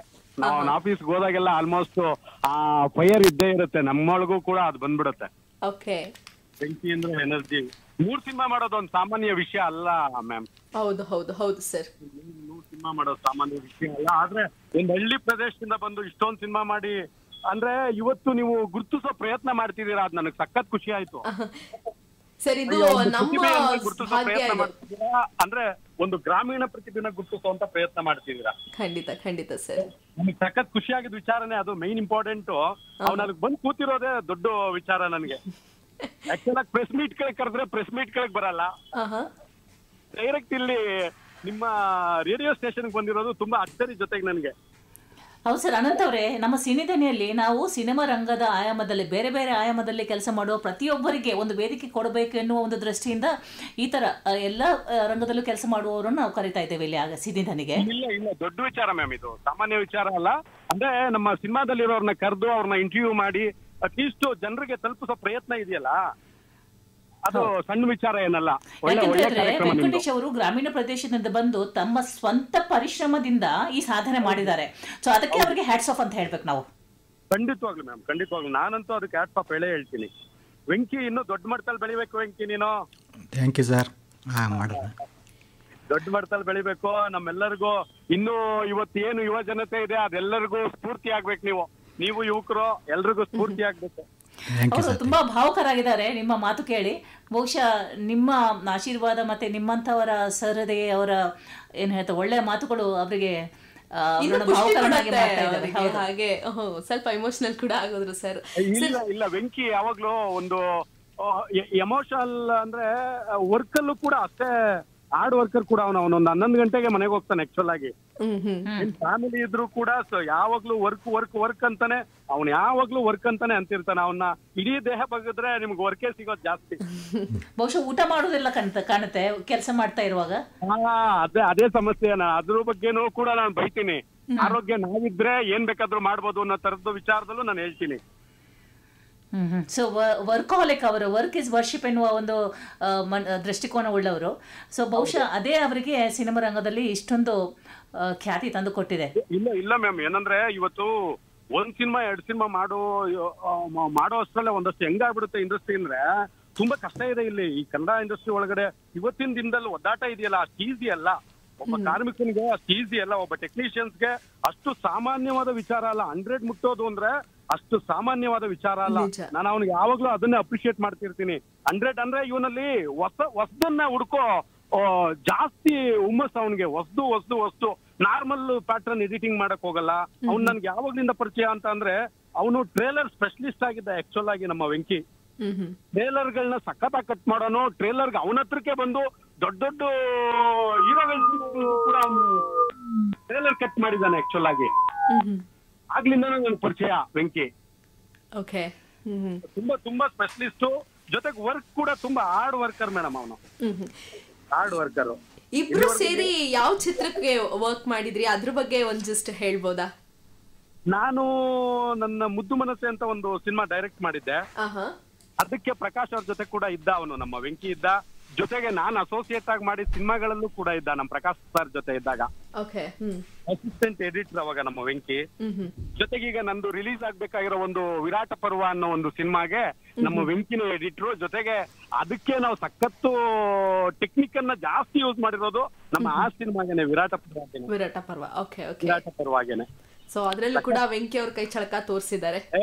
ಸಖತ್ ಇದೆ ಮ್ಯಾಮ್, ಸಖತ್ ಇದೆ. ನಾನು ಯಾವ್ದೋ ಏನೋ ನೋಡಿ ಏನೋ ಬಂದು ಎಕ್ಸ್ಪ್ಲನೇಷನ್ ಅವ್ನು ಕೊಟ್ಟ ತಕ್ಷಣ ಸರ್ ಅದನ್ನ ಹಿಂಗಲ್ಲ ಹಿಂಗ್ ಮಾಡ್ಬಿಡೋಣ ಬನ್ನಿ ಸರ್ ಅಂತ ಅಂದ್ಬಿಟ್ಟು ಆ ಟೈಮ್ಗೆ ಅದನ್ನ ಬೇರೆ ತರದೇ ಒಂದು ಅದ್ಭುತವಾಗಿ ಮಾಡಿ ತೋರಿಸ್ಬಿಡ್ತಿದ್ದ. ಅಂದ್ರೆ ಒಬ್ಬ ಟೆಕ್ನಿಷಿಯನ್ಸ್ ಬೇಕಾಗಿರೋದು ಒಬ್ಬ ಎಡಿಟರ್ ನಾವೇನಾದ್ರೂ ಎಕ್ಸ್ಪ್ಲನೇಷನ್ ಕೊಡ್ತೀವಿ ಅಂತ ಅಂತಿದಾಗ್ಲೇ ಅದನ್ನ ಬೇರೆ ರೂಪ ತಗೊಂಡ್ಬಂದು ಅದಕ್ಕೆ ಒಬ್ಬ ಟೆಕ್ನಿಷಿಯನ್ ಸ್ಯಾಟಿಸ್ಫ್ಯಾಕ್ಷನ್ ಮಾಡೋದಿದೆಯಲ್ಲ, ಅದು ಸಣ್ಣ ವಿಚಾರ ಅಲ್ಲ.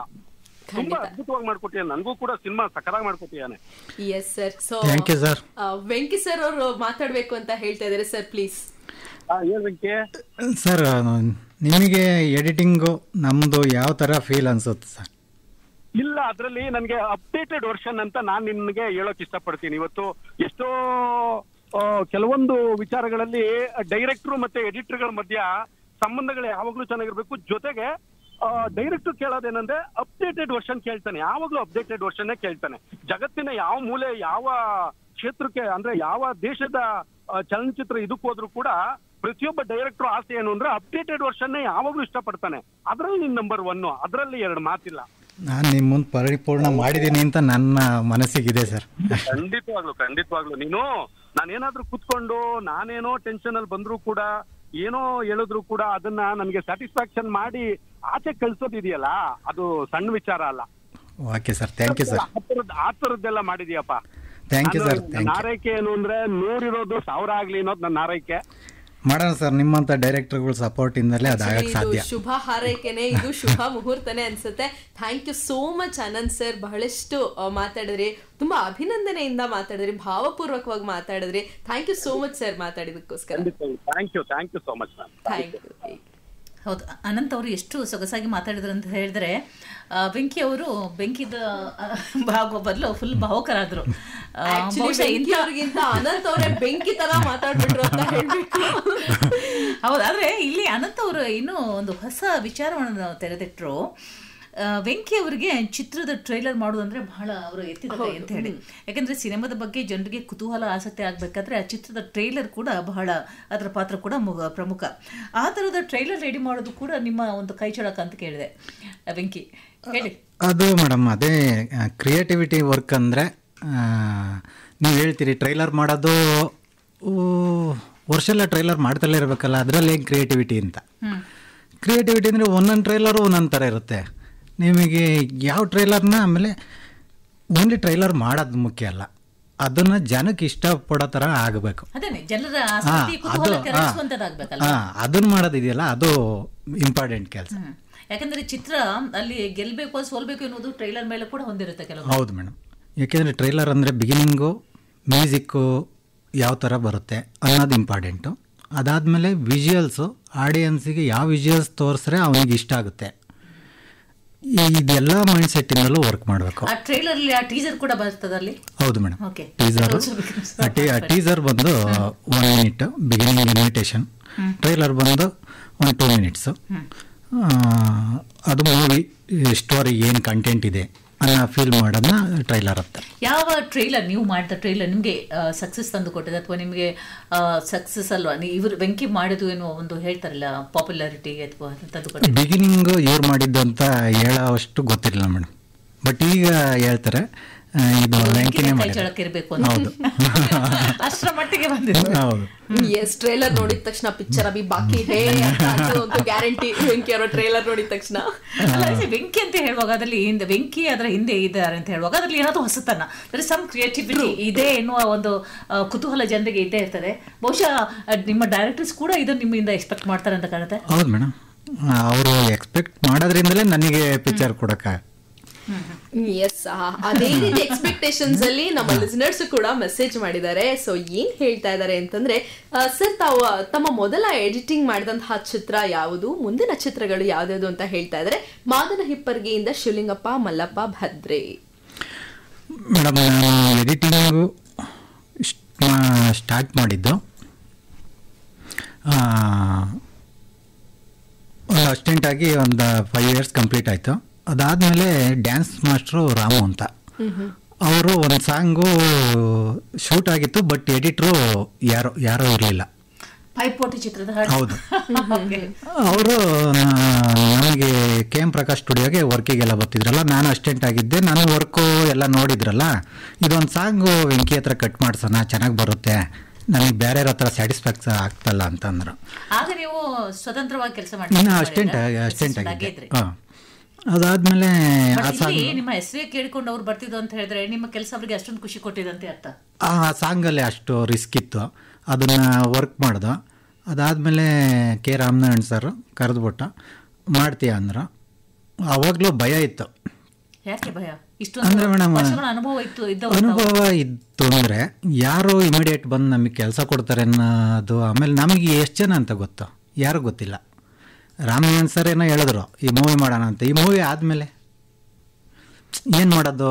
ಅಕಸ್ಮಾತ್ ನಾನು ಯಾರನ್ನೂ ಹೋಗಿ ಕಾಂಟ್ಯಾಕ್ಟ್ ಮಾಡೋದು ಪಿಕ್ಚರ್ ಕೊಡಿ ಅಂತ.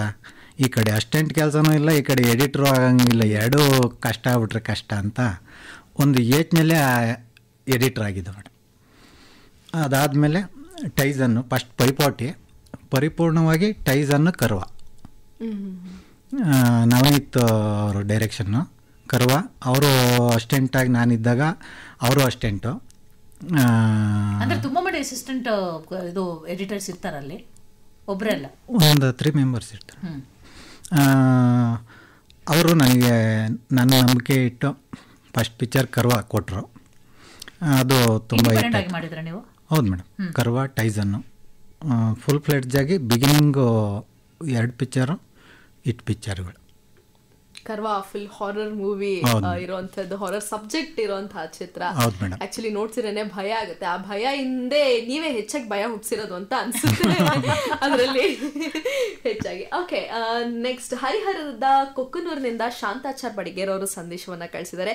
UDV ಇವರ ಬಗ್ಗೆ ಒಳ್ಳೆಯ ಮಾಹಿತಿ ದೊರೀತಾ ಇದೆ. ಇವ್ರು ನಡೆದು ಬಂದಂತಹ ಕಷ್ಟ ಸುಖಗಳ ಹಾದಿ ಬಹಳನೇ ಮನಸ್ಸಿಗೆ ಮುಟ್ಟತ್ತೆ. ಮಾಹಿತಿ ಕೊಟ್ಟಿದ್ದಕ್ಕಾಗಿ ಧನ್ಯವಾದಗಳು ಅಂತ ಹೇಳ್ತಾ ಇದ್ದಾರೆ.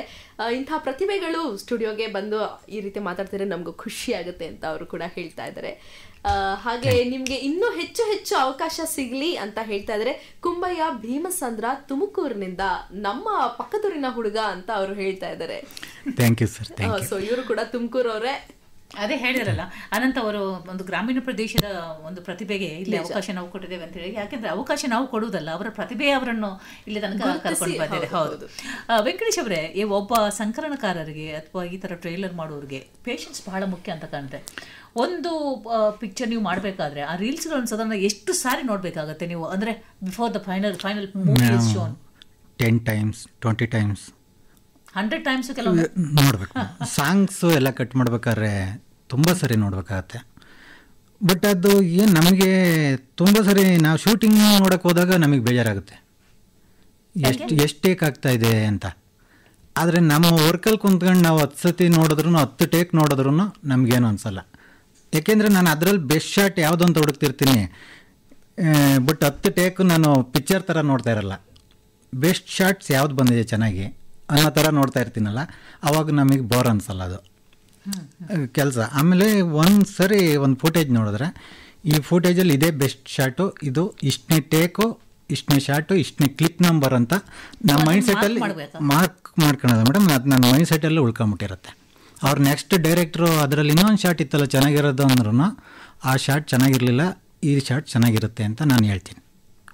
ಅಂದರೆ ಒಂದ್ಸರಿ ನೀವು ಎಲ್ಲಿ ಕಟ್ ಮಾಡಬೇಕು ಅಂತ ಹೇಳುವಾಗ ಕಟ್ ಮಾಡಿ ಬಿಡ್ತೀರಾ ಅಥವಾ ಆನಂತರ you go on trimming it, ಹೇಗೆ? ಇಲ್ಲ ಮೇಡಮ್, ಒಂದು ಬಿಗಿನಿಂಗ್ ರಫ್ ಕಟ್ ಮಾಡಿರ್ತೀವಿ, ಅದಾದಮೇಲೆ ಡಬ್ಬಿಂಗ್ ಆದಮೇಲೆ ಫೈನಲ್ ಟ್ರಿಮ್ಮು. ಬಟ್ ಅಷ್ಟು ಪಿಕ್ಚರ್ ನಾವು ನೋಡಿರ್ತೀವಲ್ವಾ, ಅಷ್ಟು ಮೈಂಡಲ್ಲಿ ಉಳಿಸ್ಕೊಬೇಕು ಮೇಡಮ್, ಅದು ಎಡಿಟರ್ ಕೆಲಸ. ತೇಜ ಅವರೇ, ಕೆಲವೊಮ್ಮೆ ಈಗ ನಮಗೆ ಒಂದು 30 ನಿಮಿಷದ ಒಂದು ಫುಟೇಜ್ ಬೇಕು ನಮ್ಮ ಆಡಿಯೋದಲ್ಲಿ ಬೇಕು ಅಂತ ಹೇಳಿದ್ರೆ 40-50 ನಿಮಿಷ ಅವ್ರು ಮಾತಾಡಿದ್ರೆ ಅದನ್ನು ಕೆಳಗೆ ಇಡಿಸುವುದು ಬಹಳ ಕಷ್ಟ ನಮಗೆ. ಹೌದು. ಹಾಗಿರುವಾಗ ಎಷ್ಟೋ ಶೂಟಿಂಗ್ ಆಗುತ್ತೆ, ಅದನ್ನು ನೀವು ಆ ಅವಧಿಯೊಳಗೆ ಪರಿಧಿಯೊಳಗೆ ತರೋದು ಕಷ್ಟದ ಕೆಲಸ ಅಲ್ವಾ ಬೆಂಕಿ? ಮೇಡಮ್, ಕಷ್ಟದ ಕೆಲಸನೇ. ಬಟ್ ನಾವು ಜಡ್ಜ್ ಮಾಡ್ಬೇಕಾಗಿರೋದು ಆಡಿಯನ್ಸಿಗೆ ಎಷ್ಟು ಪೇಷನ್ಸ್ ಅವನಿಗಿರುತ್ತೆ, ಅವನಿಗೆ ಎಷ್ಟು ನಾವು ತೋರಿಸ್ಬೇಕು.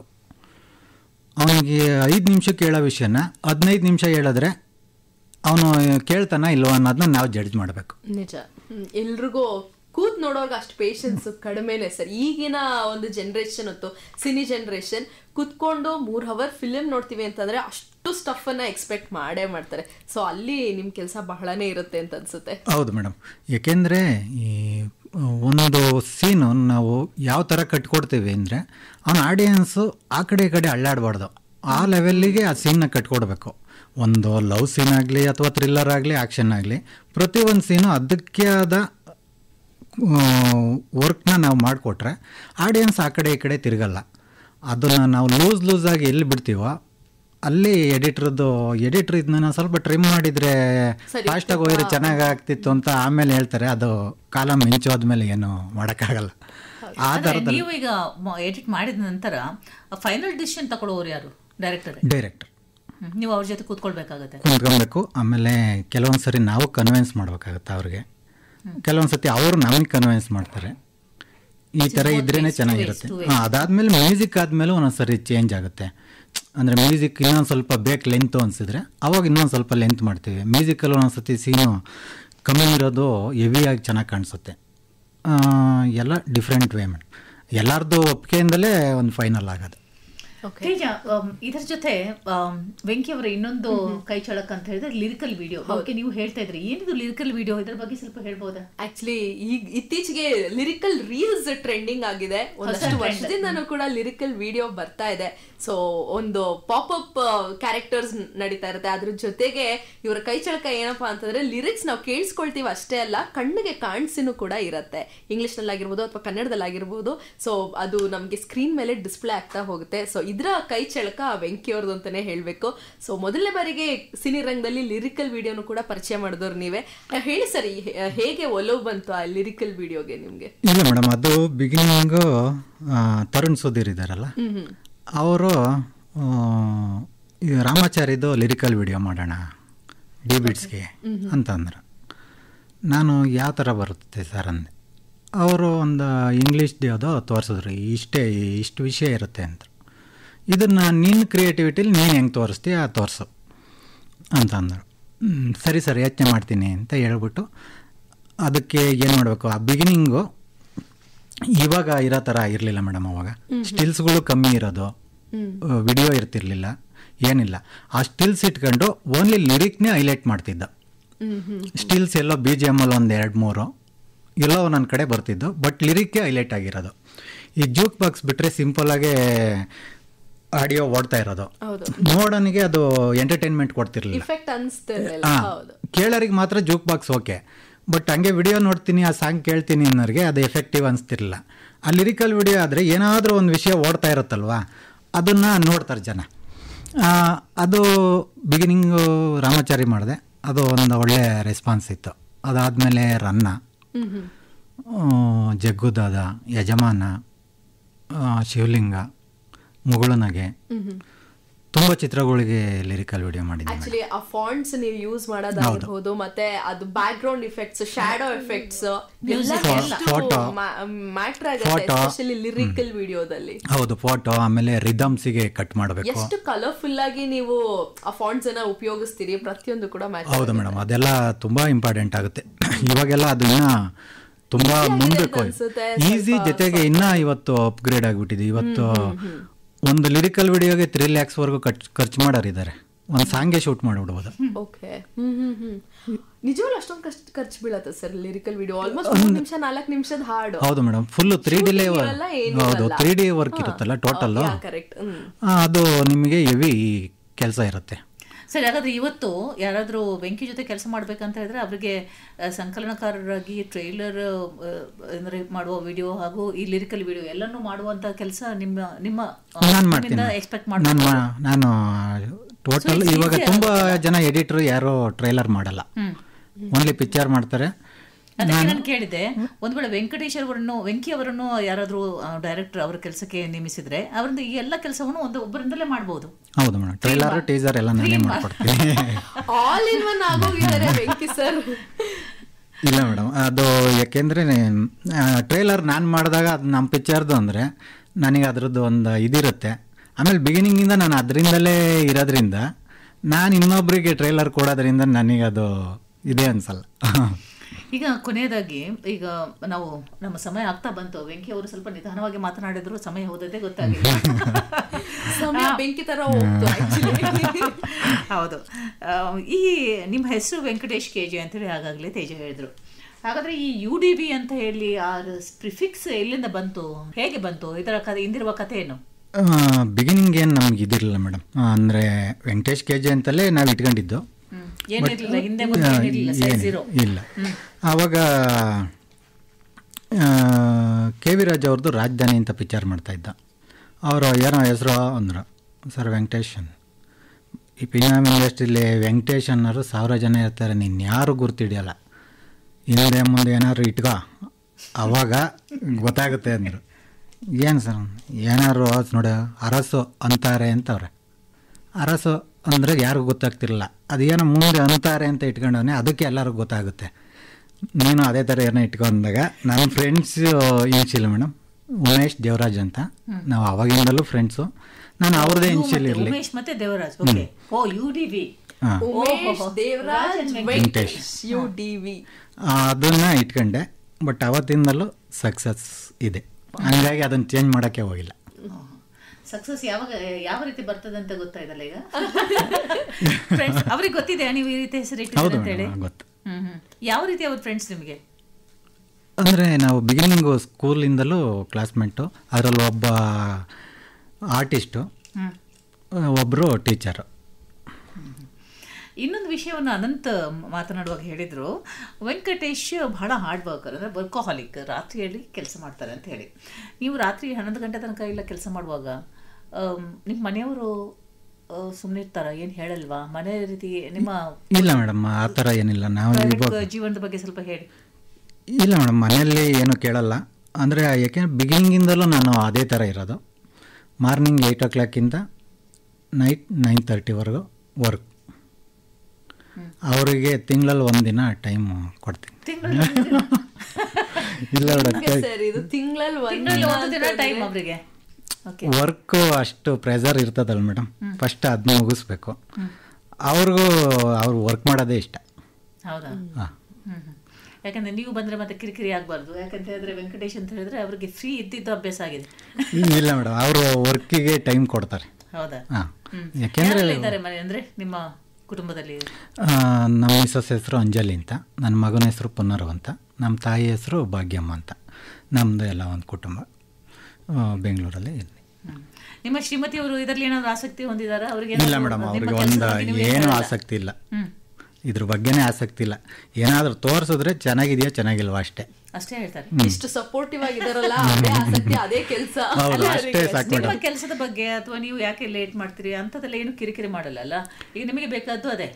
ಹೌದು ಮೇಡಮ್, ನಮಗೆ ಕೆಲಸದ್ದೇ ಜಾಸ್ತಿ ಒತ್ತಡ ಇರುತ್ತೆ. ವೆಂಕಟೇಶ್ ಅವರೇ, ನಿಮ್ಮ ಕೆಲಸ ಅಂತ ಹೇಳಿದ್ರೆ ಇಡೀ ದಿವಸ ಕೂತ್ಕೊಂಡು ಮಾಡುವಂತ ಕೆಲಸ. ಇದರಿಂದ ದೈಹಿಕವಾಗಿ ಅಂದ್ರೆ ನೀವು ಯಾವ ರೀತಿ ಫಿಟ್ನೆಸ್ ಇಟ್ಕೊಳ್ತಾರೆ? ಯಾಕಂತ ಹೇಳಿದ್ರೆ ಇಲ್ಲ ಮೇಡಮ್, ನಮಗೆ ದೈಹಿಕವಾಗಿ ಯಾವ ಫಿಟ್ನೆಸ್ಸು ಬೇಕಿರಲ್ಲ. ಈ ಮಾನಸಿಕವಾಗಿ ಫಿಟ್ನೆಸ್ ಕರೆಕ್ಟ್ ಆಗಿತ್ತು ಮಾತ್ರ ಅದು ವರ್ಕ್ ಮಾಡೋಕ್ಕಾಗುತ್ತೆ. ಅಲ್ಲ, ದೈಹಿಕವಾಗಿ ಮಾನಸಿಕವಾಗಿ ಎರಡು ಬೇಕಾಗುತ್ತೆ. ಮಾನಸಿಕವಾಗಿ ಅಂದ್ರೆ ಕಂಪ್ಯೂಟರ್ ಮುಂದೆ ಕೂತ್ಕೊಳ್ಳುವಾಗ ಅದು ದೈಹಿಕವಾಗಿ ಕೂಡ ಮತ್ತೆ ಮಾನಸಿಕವಾಗಿ ಅಂದ್ರೆ ಜಾಸ್ತಿ ಅದಕ್ಕೆ ಇಂಪಾರ್ಟೆಂಟ್ ಮೇಡಮ್. ಯಾಕೆಂದ್ರೆ ನಮ್ಮ ಮನಸ್ಸು ಸರಿ ಇಲ್ಲ ಅಂದ್ರೆ ಅಲ್ಲಿ ಮುಂದ್ಗಡೆ ನಾವು ಲವ್ ಸೀನ್ ನೋಡ್ತಾ ಇರೋ ಅದು ನಮಗೆ ಫೀಲ್ ಆಗಲ್ಲ. ಸೊ ಯಾವ ರೀತಿ ಇದು ಮಾಡ್ತಾರೆ ನೀವು ಫಿಟ್ನೆಸ್ ಇಟ್ಕೊಳ್ಳಿ? ಏನು ಮಾಡ್ತೀರಾ?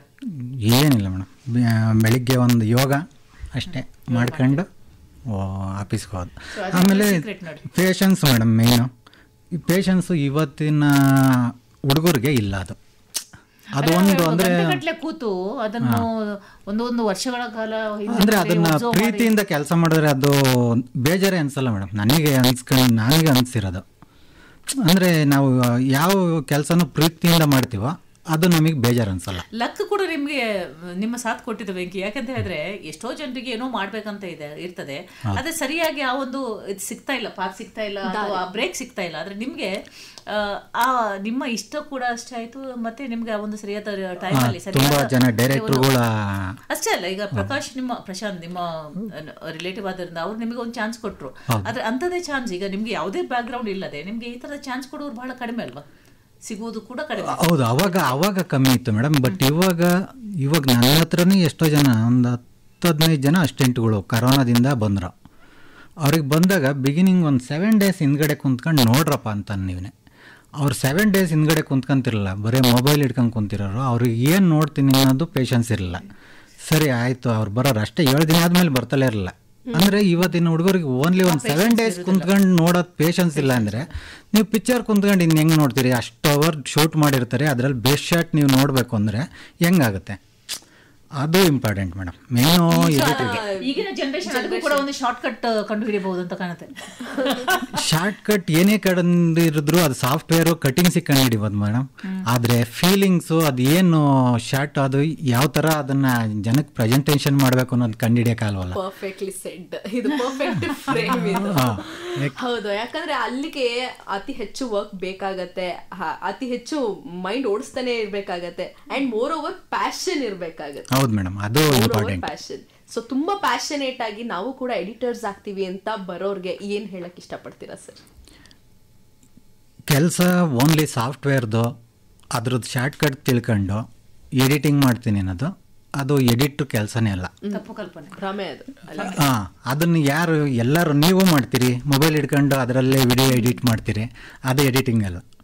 ಎಡಿಟಿಂಗ್ ಅಂದರೆ ಒಂದು ವಿಷಯನ ನಾವು ಜನಕ್ಕೆ ಹಿಡಿದಿಟ್ಕೊಂಡಂಗೆ ತೋರಿಸ್ಬೇಕು, ಆಮೇಲೆ ಮೈಂಡ್ ಸೆಟ್ ಫ್ರೀ ಆಗಿರಬೇಕು, ನಾವು ಪೇಷನ್ಸ್ ಇರಬೇಕು. ಪ್ರತಿ ವಿಷಯ 10 ಸರಿ ಚೇಂಜ್ ಮಾಡಿಸ್ತಿರ್ತಾರೆ ಮೇಡಮ್. ಒಂದು ಡೈರೆಕ್ಟ್ರ್ ಬಂದರೆ ಒಂದು ಸೀನು ನಮಗೂ ಒಂದೊಂದು ಸತಿ ಸ್ಯಾಟಿಸ್ಫ್ಯಾಕ್ಷನ್ ಆಗಿರಲ್ಲ, 10 ಸತಿ ಚೇಂಜ್ ಮಾಡ್ತಾರೆ, ಇದಕ್ಕೆ ಮಾಡು, ಇದು ನೀವು ಮಾಡಿ, ಹಂಗೆ ಮಾಡು ಅಂತ. ನಾವು ಅವಾಗ ಪೇಷನ್ಸ್ ಕಳ್ಕೊಂಡಂಗೆ ವರ್ಕ್ ಮಾಡಬೇಕು. ಯಾಕೆಂದರೆ ಅವ್ರಿಗೆ ಜನಕ್ಕೆ ಅದು ಇಷ್ಟ ಆಗಬೇಕು. ನಮಗೆ ಇಷ್ಟ ಆಗ್ತಾ ಇಲ್ಲ ಅಂದರೆ ಜನಕ್ಕೆಲ್ಲ ಇಷ್ಟ ಆಗುತ್ತೆ. ದುಡ್ಡು ಹಾಕಿ ಎಷ್ಟೊಂದು ಬಂಡವಾಳ ಹಾಕ್ತಾರಲ್ಲ. ಹೌದು ಮೇಡಮ್, ಒಂದು ಶಾರ್ಟ್ ತೆಗಿಯೋಕ್ಕೆ ಎಷ್ಟು ಟೈಮ್ ತಗೊಂಡಿರ್ತಾರೆ, ಅದನ್ನು ನಾವು 1 ಸೆಕೆಂಡಲ್ಲಿ ಕಟ್ ಮಾಡಿಬಿಟ್ರೆ ಅದು ಇಂಪಾರ್ಟೆಂಟ್. ಎಸ್, ಈ ಕಟ್ಟಿಂಗ್ಗೆ ನಾವು ಕೂಡ ಕಟ್ ಹಾಕುವಂತಹ ಸಮಯ ಬಂದ್ಬಿಡ್ತು. ಸೊ ಇಲ್ಲಿಗೆ ನಾವು ಟ್ರಿಮ್ ಮಾಡುವಂತಹ ಸಮಯ, ಟ್ರಿಮ್ ಮಾಡಿ ಇದು ಪ್ಯಾಕ್ ಮಾಡುವಂತಹ ಸಮಯ. Thank you so much sir, ನಮ್ಮ ಸ್ಟುಡಿಯೋವರೆಗೂ ಕೂಡ ಬಂದು ಎಡಿಟಿಂಗ್ ಬೋರ್ಡ್ ಅಂದ್ರೆ ಹೆಂಗಿರುತ್ತೆ ಅಂತ ಮಾತಿನ ಮುಖಾಂತರನೇ ಕಟ್ಕೊಟ್ರು. Thank you so much sir. ನಿಮ್ಮ ಮುಂದಿನ ಚಿತ್ರಗಳೆಲ್ಲವೂ ಕೂಡ ಸಕ್ಸಸ್ಫುಲ್ ಆಗಲಿ ಅಂತ ನಾವು ಹಾರೈಸ್ತೀವಿ. ಹಾಗೆ ಕಡೆಯದಾಗಿ ಇನ್ನೊಂದು ಸಂದೇಶ, ಶಾನ್ ಅವರು ಆಗಲ್ಕೆರೆಯಿಂದ ಸಂದೇಶವನ್ನ ಕಳಿಸಿ ಬಹಳಷ್ಟು ಚಿತ್ರಗಳು ನಿಮಗೆ ಸಲ್ಲಿ ಅಂತ ಹೇಳ್ತಾ ಇದ್ದಾರೆ. ಮಂಜುನಾಥ್ ಪಿ ಅವರು ಕಲ್ಲತಮ್ಮನಹಳ್ಳಿಯಿಂದ ಸಂದೇಶವನ್ನ ಕಳಿಸ್ಕೊಟ್ಟಿದ್ದಾರೆ. Thank you sir, thank you ಎಲ್ಲರಿಗೂ.